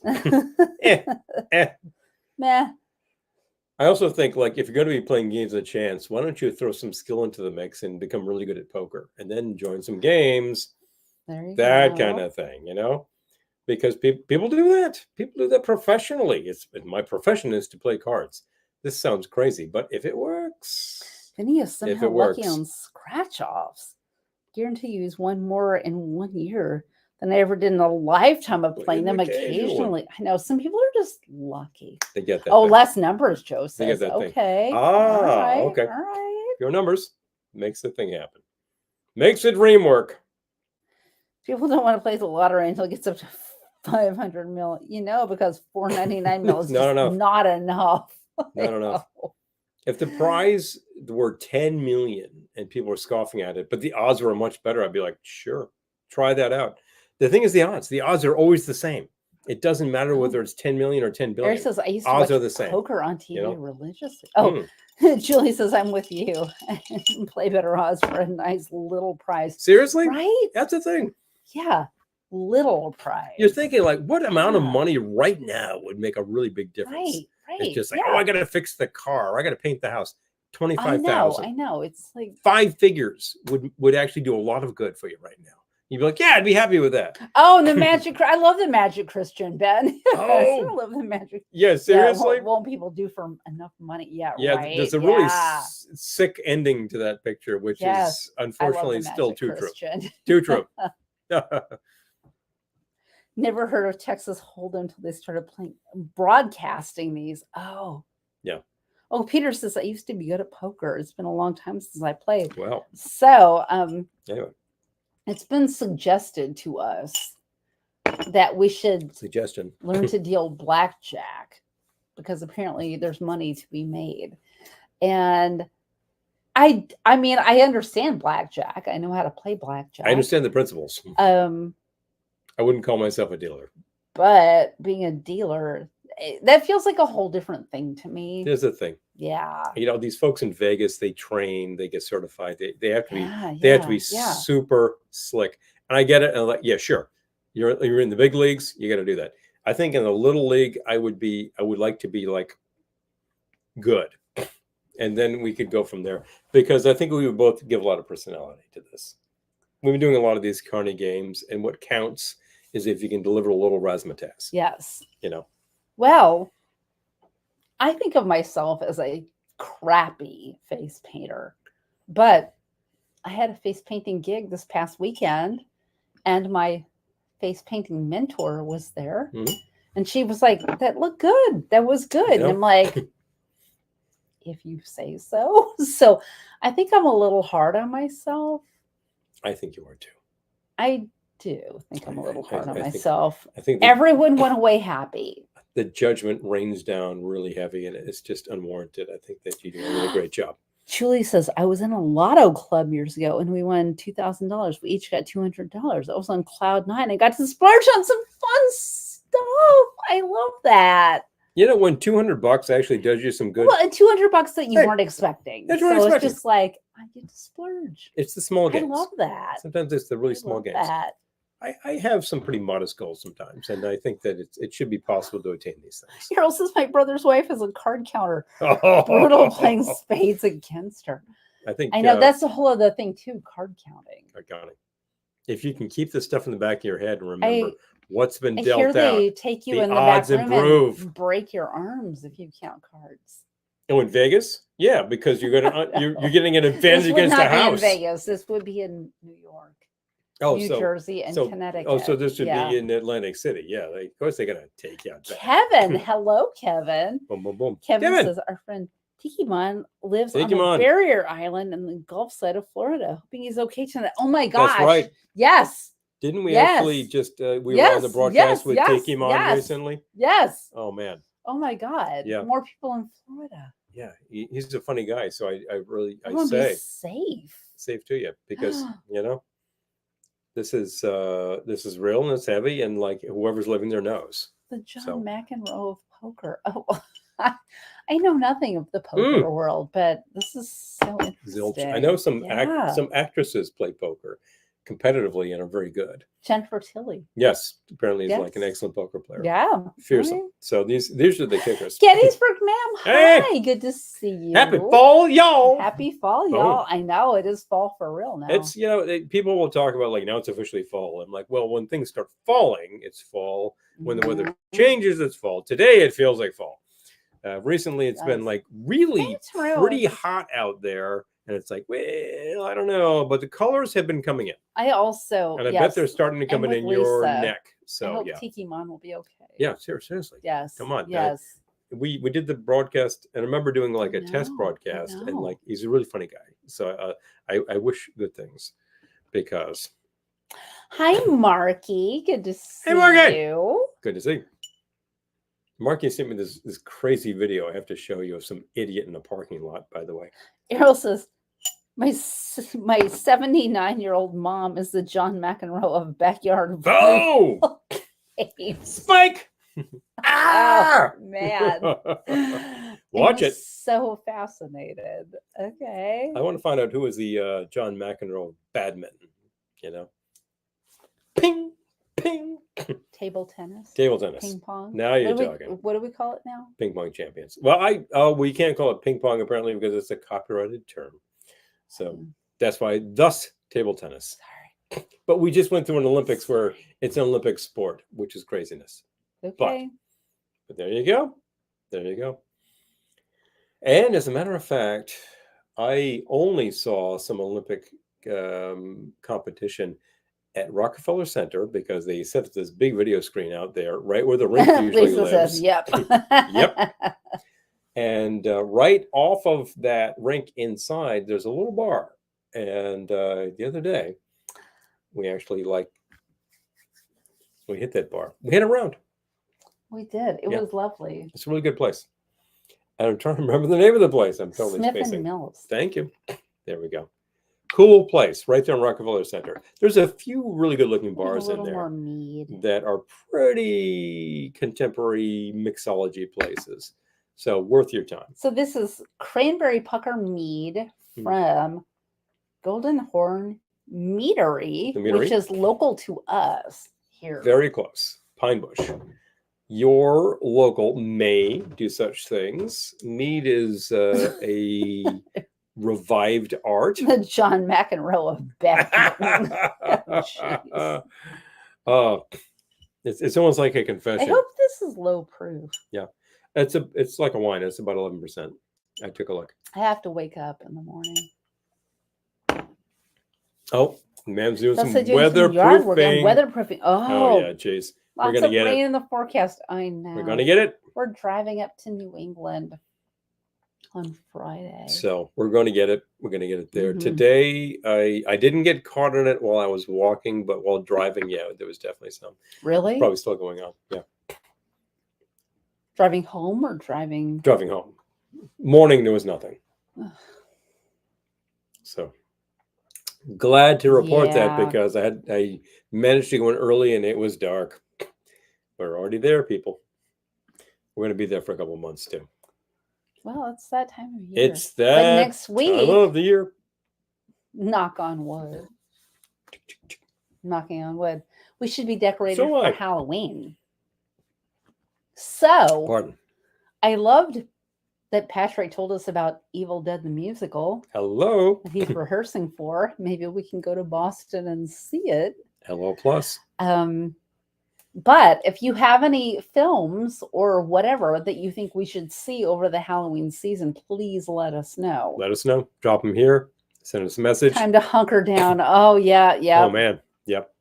It's like the hurricane's going to be so scary. So, gee, I know. Gettysburg, man. Yeah, people are in the path. People have relatives in the path. So they're yeah. announcing.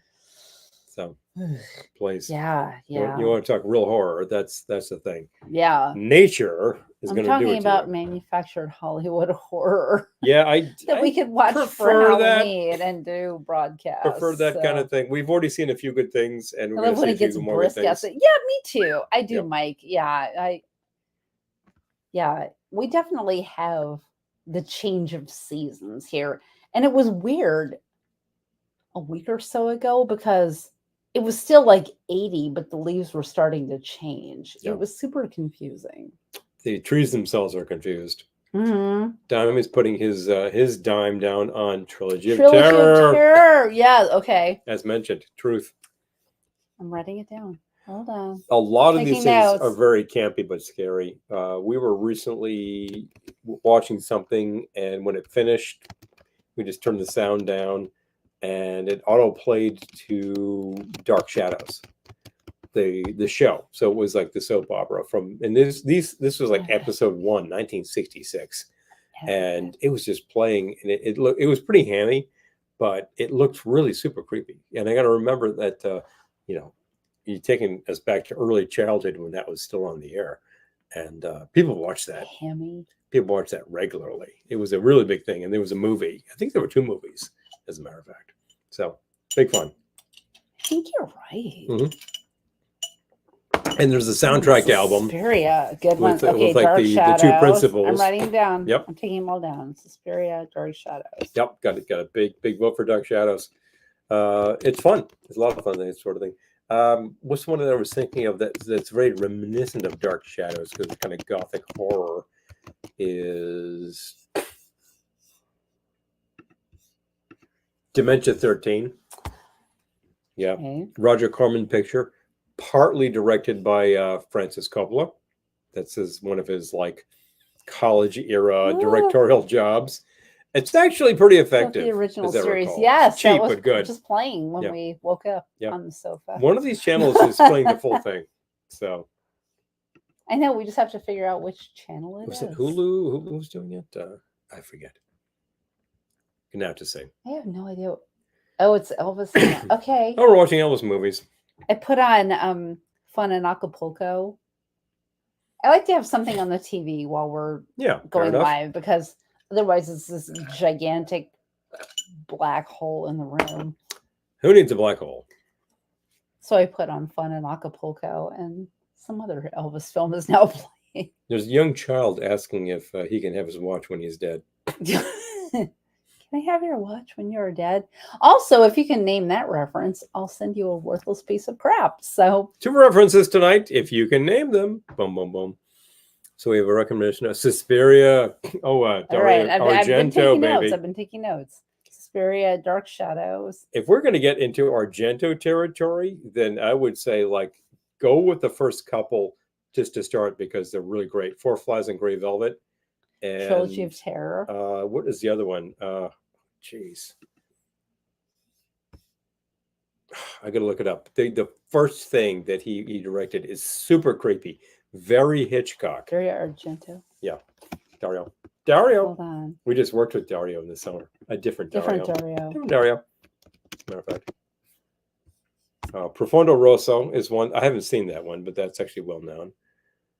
He's known for Bird of the Crystal Plumage. Wow. Yeah. I was not going to pull that one out. No, that is really pretty awesome. And the whole conceit behind that one is pretty surprising. Oh no, a phone is worthless piece of crap. Well, it keeps freezing up on me. Oh, man, no. Phooey. A little off guard, but I'll make you a small list. Oh, Dime, please. I love it. Yeah.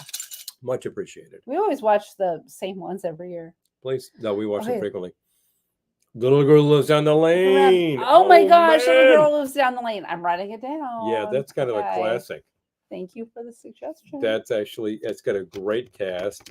Jodie Foster really delivers a signature role, particularly at the time when she was playing a character much beyond her years. I mean, she's playing a character who was her age, but the character is much wiser than that.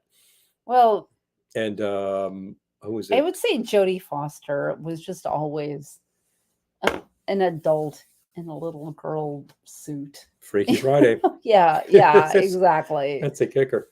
And Mort Schumann has a role in that. I think he plays the police in that. The one. police. He plays the police officer who's He investigating plays these all things. of the police. You don't really see Mort Schumann doing acting too much. He's much better known as the songwriter, as a matter of fact. I love that idea. Thank you. Very cool. Which reminds me of Misery. Now that's pretty psycho. I mean, we've done Misery before, but I will do Misery Do it again. Do it again. I love Kathy Bates so much. We're always fond of American International Pictures, the little studio that could. And if it's got Corman in the director's seat, you're going to get entertained. Oh, Jodie Foster and Silence of the Lambs. Well, maybe we should just do a Jodie Foster night. Foster Fest. I mean, you can go pretty far with this stuff. Hold on. You can go pretty far with this stuff. Silence is pretty intense. And as a matter of fact, one of the Does anyone know Jodie Foster? We need to make her aware that we're going to do a Jodie Foster tribute this Halloween season. Jodie! I love her. And I mean, Naiad. She was in Naiad. She was amazing in that. Yeah. She's amazing. I didn't see the whole thing, but I was seeing parts, and she was really good. It's really good. The original The Haunting. Okay. Wait, Daniel says I'm going to watch movies I've never seen before.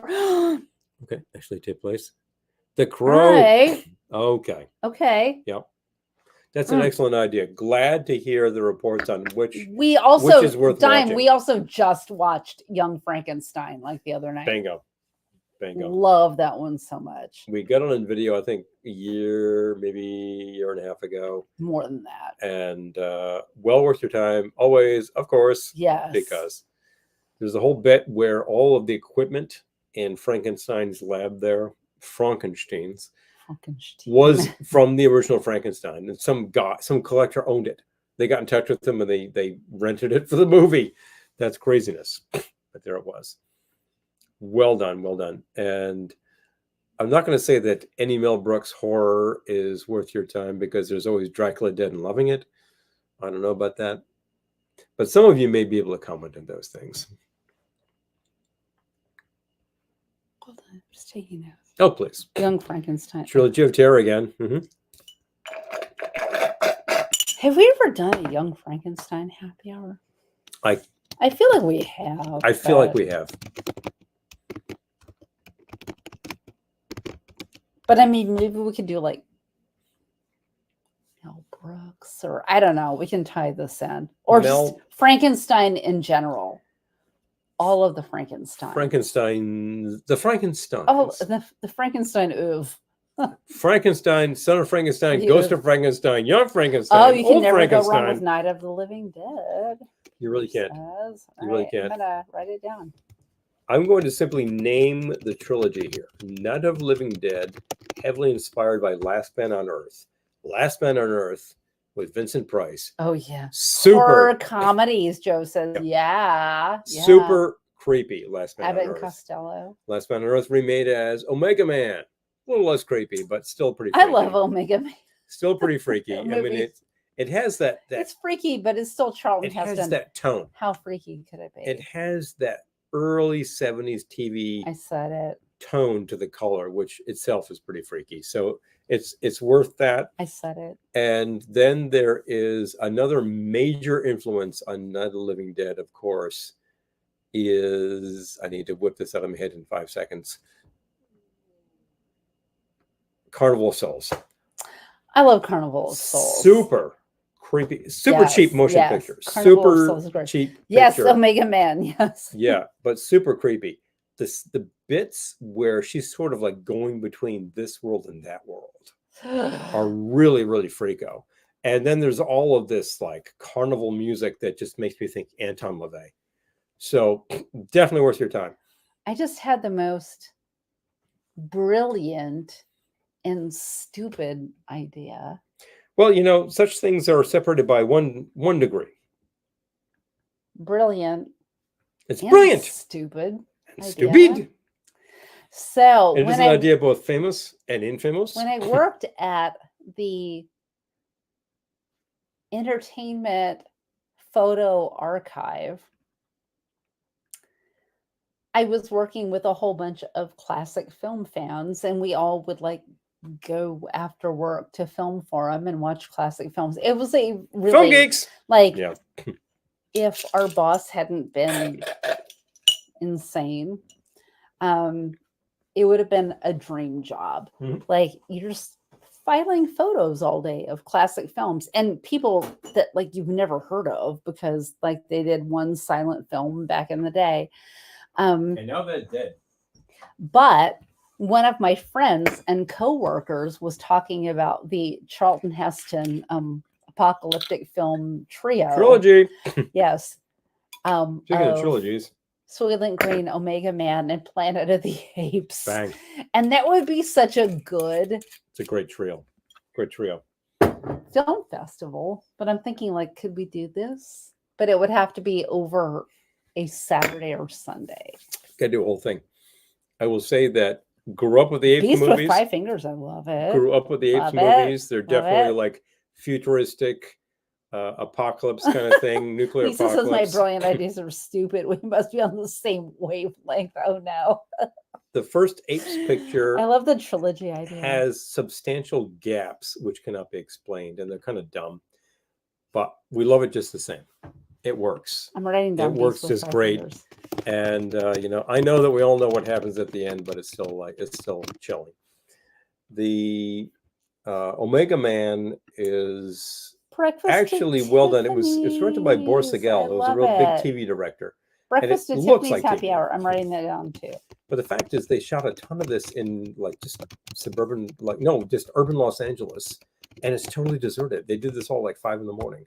It's amazing that like they got all of the stuff that they needed, and it's still pretty freaky. I thought. And then like Cabinet of Soylent, Dr. Caligari. Soylent Okay, is writing just- it down. Soylent is just depressing because it's real. We're living Soylent right now. Oh, Caligari is awesome. Yes. Anybody for a little Dracula action with Nosferatu? Nosferatu is super freaky. 1922, I think. Wow. That is a very creepy. We've seen that in a real movie theater with organ. And it was very Got it. effective. Okay. Very effective. Preach, Brother Paul. I'm telling you. I love the Breakfast at Tiffany's idea after Halloween. We'll do that after Halloween. Tiffany's. Yeah. I love that. That would be amazing for November. Tiffany's is a classic among Yes, itself. I love that idea. Fantastic. Yep. Fantastic soundtrack. Mr. Mancini cannot go wrong. Yep. Great score. I know it makes you weep, but I know. You know what? But still, only I one love of those that film. songs makes you weepy. The It's rest an of them are just amazing great. film. I love that film. It's got a So, yeah. fantastic Yep. cha-cha. Gotta say. Yeah, so cool. I mean, we've actually got a whole ton of Mancini. I play this stuff all the time. Totally worth your time. Totes. That's worth your time. Totes. What else is Oh. in a creepy vein that I could recommend? Spanish version of Dracula that was made alongside of the Bela Bela Lugosi Lugosi one. one. You know, we also watched Ed Woods. Ed Wood. Wood. Yeah. I'm thinking of Elle Woods. Elle Woods. Ed Wood. Yes, we Sort just of an watched Ed Wood. Elle too, Woods, so- Ed Wood kind of a thing. Yeah, but we did what Ed Wood, the picture from about 30 years ago. Yeah. The Tim Burton picture. That Really Dan, great. Dan gave us. Yes, Yeah. thank you, Dan. And you know what? I know that certain parts of this are fictionalized. It's still very effective and it's hilarious. Thinking Elle Woods. It's really, really well done, and it's a great tribute to the actual Ed, who was just off of his Aw. nut. Gotta say, yeah. Of Tiffany's jewelry also. Mancini Teeny. I know. We need to do like Teeny. a brunch broadcast with Breakfast at Tiffany's. I We just haven't think done a brunch broadcast in a while. all of those great Mancini cues. Tiffany's is fantastic. We have to have- Charade is awesome, and then the motion picture Gun, the Peter Gunn Yeah. movie. Oh, that score We just have to kills have me. breakfast pastry. Kills me. Breakfast pastry and champagne and coffee.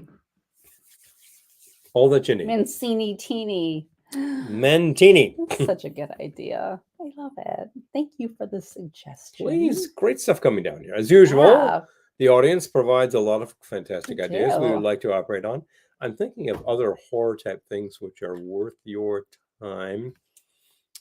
Night Tide. I love Night Night Tide. Tide. Super We've seen Night cheap Tide. motion picture.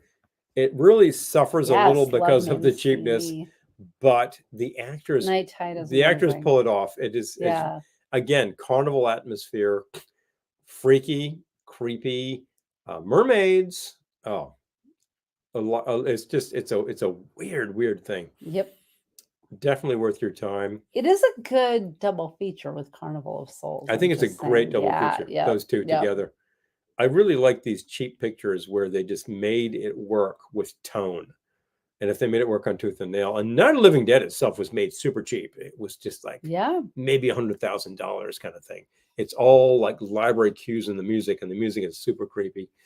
It's shot in a very grainy black and white, and that just enhances the thing. It has a very documentary look to it. It was shot and released in 1968, which was a very hairy year. Did you ever see Kenneth Biller's The Love Witch? No, but I'm writing it down. There we go. The Love Witch. I've never even heard The of Love Witch. The Spanish version of Dracula was in fact shot at the same time as Dracula, as was typical. Oh, Creepshow one. I love Creepshow. Oh, Creepshow one is great. Creepshow is amazing. Yeah. Creepshow one is great. A lot of fun. The Love Witch I've never even heard of. A lot of fun. Okay, hold on. It was very typical in that period. Show. We're talking about 1930, 31, where you were trying to shoot pictures for the international market that had sound. And what'd you do? Frequently, you shot 2 or 3 versions of these things. This one has the German dialogue. This one has the Spanish dialogue, because you knew you had an audience. The Spanish Dracula has different dialogue, and apparently is a lot racier. It really punches up that Dirty Mancini in a minute. I gotta love it. All right, we gotta get on this. We gotta work these things. I guess we're gonna be busy in October if we're gonna try to go to Boston and do a brunch broadcast. We can do a brunch broadcast with a and by the way, Halloween. And Halloween, it's coming. I know that we need to switch these records out. It's currently on a sort of a we're in fall here. Theme, Next week it will look like Halloween back here. So that's the thing. We've got like the harvest. We've got cocktails. We got golden apple, champagne, and bongos with Waving Fields. That's a kicker. Targets. Oh man. Yeah, it's a horror picture, isn't it? It's I'm writing it down. Really, really like Targets a lot. I think that says a hell of a lot about its era, and it's still relevant. It's still, unfortunately, it's on the list, Peter. It's unfortunately too relevant in 2024. Peter Bogdanovich, who I think appears in the picture, as a matter of fact, because and he has some dialogue with Boris Karloff. I think it's the last Boris Karloff picture. There's a great bit at the end. I'm just thinking of Boris Karloff after watching Ed Wood the other night. Couldn't even mention Boris Karloff and in front of Lugosi. So, but yeah, Targets. I remember being like, I remember that being recommended when I saw it. I was like, wow, that really affected me. It's very specific to its era, but it's still relevant. It's still super, super relevant. And the whole bit with like Karloff at the end, where he's encountering like the main guy. It's like, whew, yeah, that kind of hits you. My daughter is stressing out is Wednesday Addams. Oh, her candy handout bucket is going to be Cousin Ed. Oh, I love it. That's such a good idea. That's some kind of awesome I can't even describe. I haven't been to Spirit Halloween yet. Yet this year. They're there. But it just always feels like kind of a fall rite of passage. Like we've been to Spirit Halloween. Yeah. Haven't done it yet. We'll get there. We were there last year because we were looking for specific things. We found them, and actually it was a pretty good price. For Christmas costumes. Yes. Believe it or not. As a matter of fact. And we found them. Well, when you need angelic wings, Spirit is a pretty good place to check out. Time says, I love my YouTube chat fam. Y'all are nuts. Well, it's in the best way. Best possible way. Now, we start talking media and like fun things happen. We're talking about some extremely cheaply made motion pictures.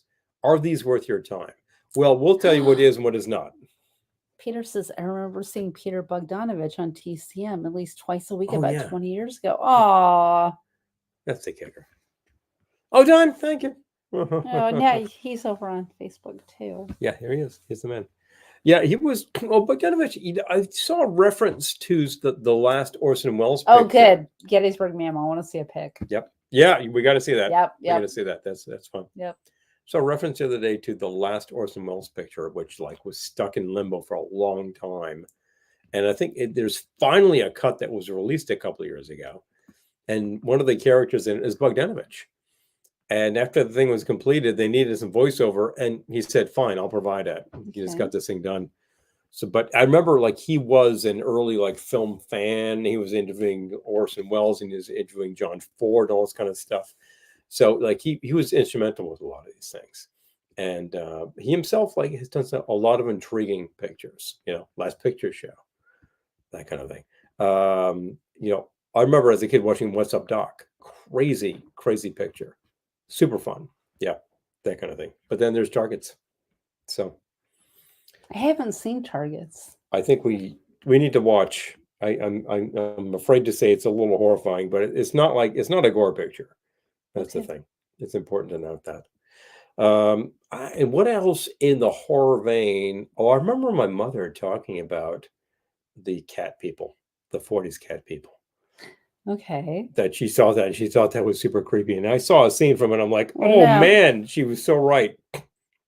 Definitely. Errol says, freaky. Both my brother and I had the same chemistry professor that looked a lot like Frankenstein's monster. Oh. My brother laughed when he heard his classmate ask where the pulse of his neck were. Oh no. Oh man. That kind of thing. Oh man. The Wolfman and any of the Wolfmen. Oh, thank you, Lisa. Lisa says, don't forget to hit the like button. Thank you. Much appreciated. Thank you, Lisa. If you have appreciated this broadcast and appreciate a tip jar right at the bottom of your screen, Venmo definitely helps. Much appreciated. You saw the towels earlier. We also still have the wine glasses. We still those are not on our website. You gotta ask us about these. We can do these sort of things. I think Dime got some in the summer. Probably enjoyed them. Definitely. And what else is in that vein? Like I'm thinking of like super creepy 40s horror that's not gory. They were talking about her merch. I'm like, what else is super? What else is creepy about our merch? No. I'm just with horror pictures. There is the Black Cat itself with Karloff and Lugosi. This one, White Zombie. White Zombie with Lugosi.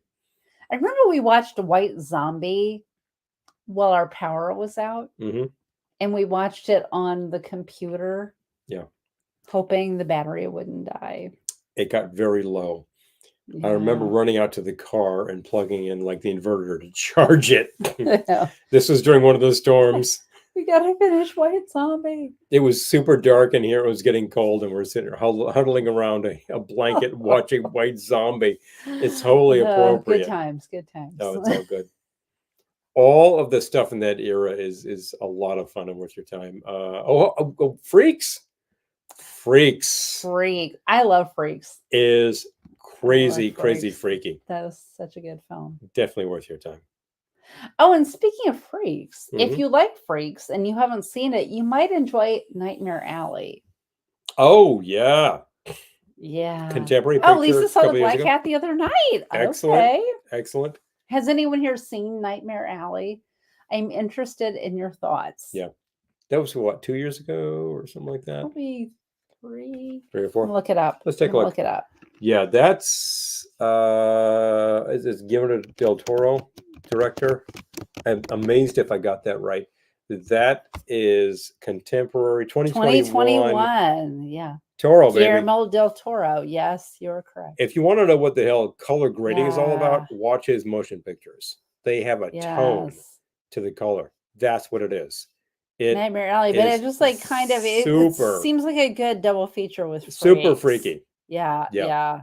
Great. The Vampire Bat. Good one. Now you're talking. Thank you, Peter. Bat, writing it down. Yeah, I've heard the name. I was not able to recommend it, but I'm glad you could. Got it. It's not like everything these guys did was brilliant, But we might as well mention, we talked about Ed Wood. If you want to be freaked out, there's always Plan 9. Oh, That's good. it's not a great motion picture, but it is unique. It's not great, but it's good. It's good. It is engaging. And I got to say that about Ed. He made pictures that were engaging. And the Bride of the Monster, like, that's another one, you know. They do what they do, and they you know, he featured Lugosi as much as he could. Yeah, Nightmare Alley, if you haven't seen it. Oh, Forbidden Planet. Oh, yeah, of course. Different kind of horror. Classic. Very Classic. very high-minded, very like heady psychological horror about, like, you know, this guy on the distant planet and like all of the demons in the back of your mind. Wow. I mean, I've definitely seen it, but I've written it down. Yeah, so many. You're talking special effects by I like the Jodie Foster trilogy idea. Yeah, like, I think it's an excellent idea. He said, well, she's a grown woman now. She can take it. If we did a Jodie Foster night. She could take what? It's not creepy that we're doing a night about a little girl and making drinks. She's grown up. That was 50 years ago. And we're not going to be weird. The adult Jodie is like, you're watching my motion pictures? Good. You know, of course. I know. She's a director. Of course she would. She's like, you're watching my films. Yeah, like, good. whatever. I like it. Yeah. It's a good thing. We appreciate your work. Of course we do. That's brilliant. We would light a campfire outside, and grandkids would tell a scary story. We got to hold the lantern. Let me tell you, a 6-year-old scary story was pure comedy. I love it. Perfect. So, Beach Girls and the Monster. Thank you, Julie. Beach Girls and the Monster rocks. I love that film. Speaking of inexpensive motion pictures. Writing that one down. I love that everyone in that film is so awful. They are terrible, terrible people, and they deserve what they get. There you go. But the mid-century design in that film is like very cool, exquisite, a lot of fun. And the young guy, I don't remember his name, but he was sincerely worried about everyone, and of course, like, he gets his. People were awful. They're terrible. His girlfriend was awful. His stepmother was awful. Yeah, and his dad was awful. His dad was a Jake. Jodie doesn't care. Oh, good night, Cheryl Jean. Please. Yeah, I know. I Good need night. to get to bed too. Oh, I know. All right. It's about that time. All right. Yep. All right. I'm trying to think. I got to get to bed. What else can I add to this lineup? Yeah, you actually have to get. But next week we'll be starting Halloween. It's gonna be that time. So hope to see you here then. For real and for serious. What else can I add to the horror lineup that we haven't actually name checked? How about Little Shop of Horrors, the original non-musical motion picture? Or the musical is awesome. We just watched it. Or well worth your time. If you want true cinematic, television act. Television What's acts? the word? Television. Televised horror. Yeah. Pure televised horror. The Paul Lynde Halloween special. Oh, you're hurting me over here. The Paul Lynde Halloween special. Also, we watch that every year. I'm kidding. It's fantastic. Episode it's so of bad. Chips, Rock Devil Rock. We're talking. I can't even say it without laughing. Last season Chips, people. Final season Chips. Yeah. And the one with the UFOs. What can I say? You're gonna watch it right now. Boom, done. All right, we've got our work cut out for us. But okay, we have a huge list of things because people have been flying them fast and furious. We have. Thanks, folks. Some things I had been thinking about. Halloween. Some things I had not been thinking about. That's awesome. Hello, hooray! Yes, really. Creepy season. Creepy season is upon us. It's about time. Here. We've been enduring a lot of creepiness without it being creepy season, but now it's for real. Let's go, dude. Love of the old Vincent Price books. Yes, Vincent Price, 100%. Dr. Fibes, thank you. The abominable Dr. Fibes. I won't look at nuns the same way. Oh, Lisa, oh dear.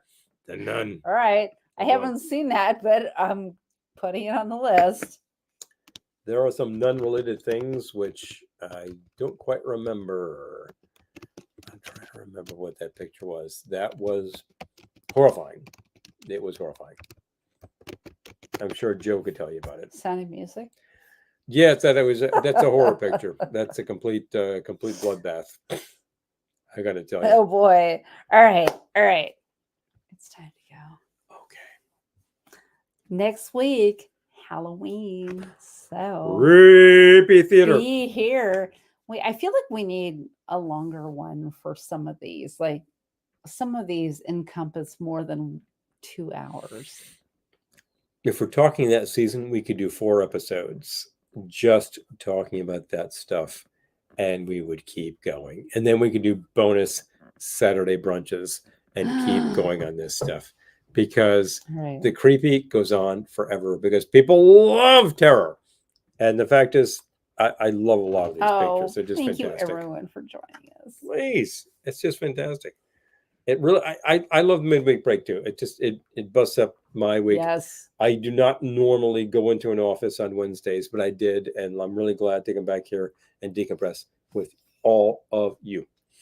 It makes these things fun. You give us fantastic ideas about pictures.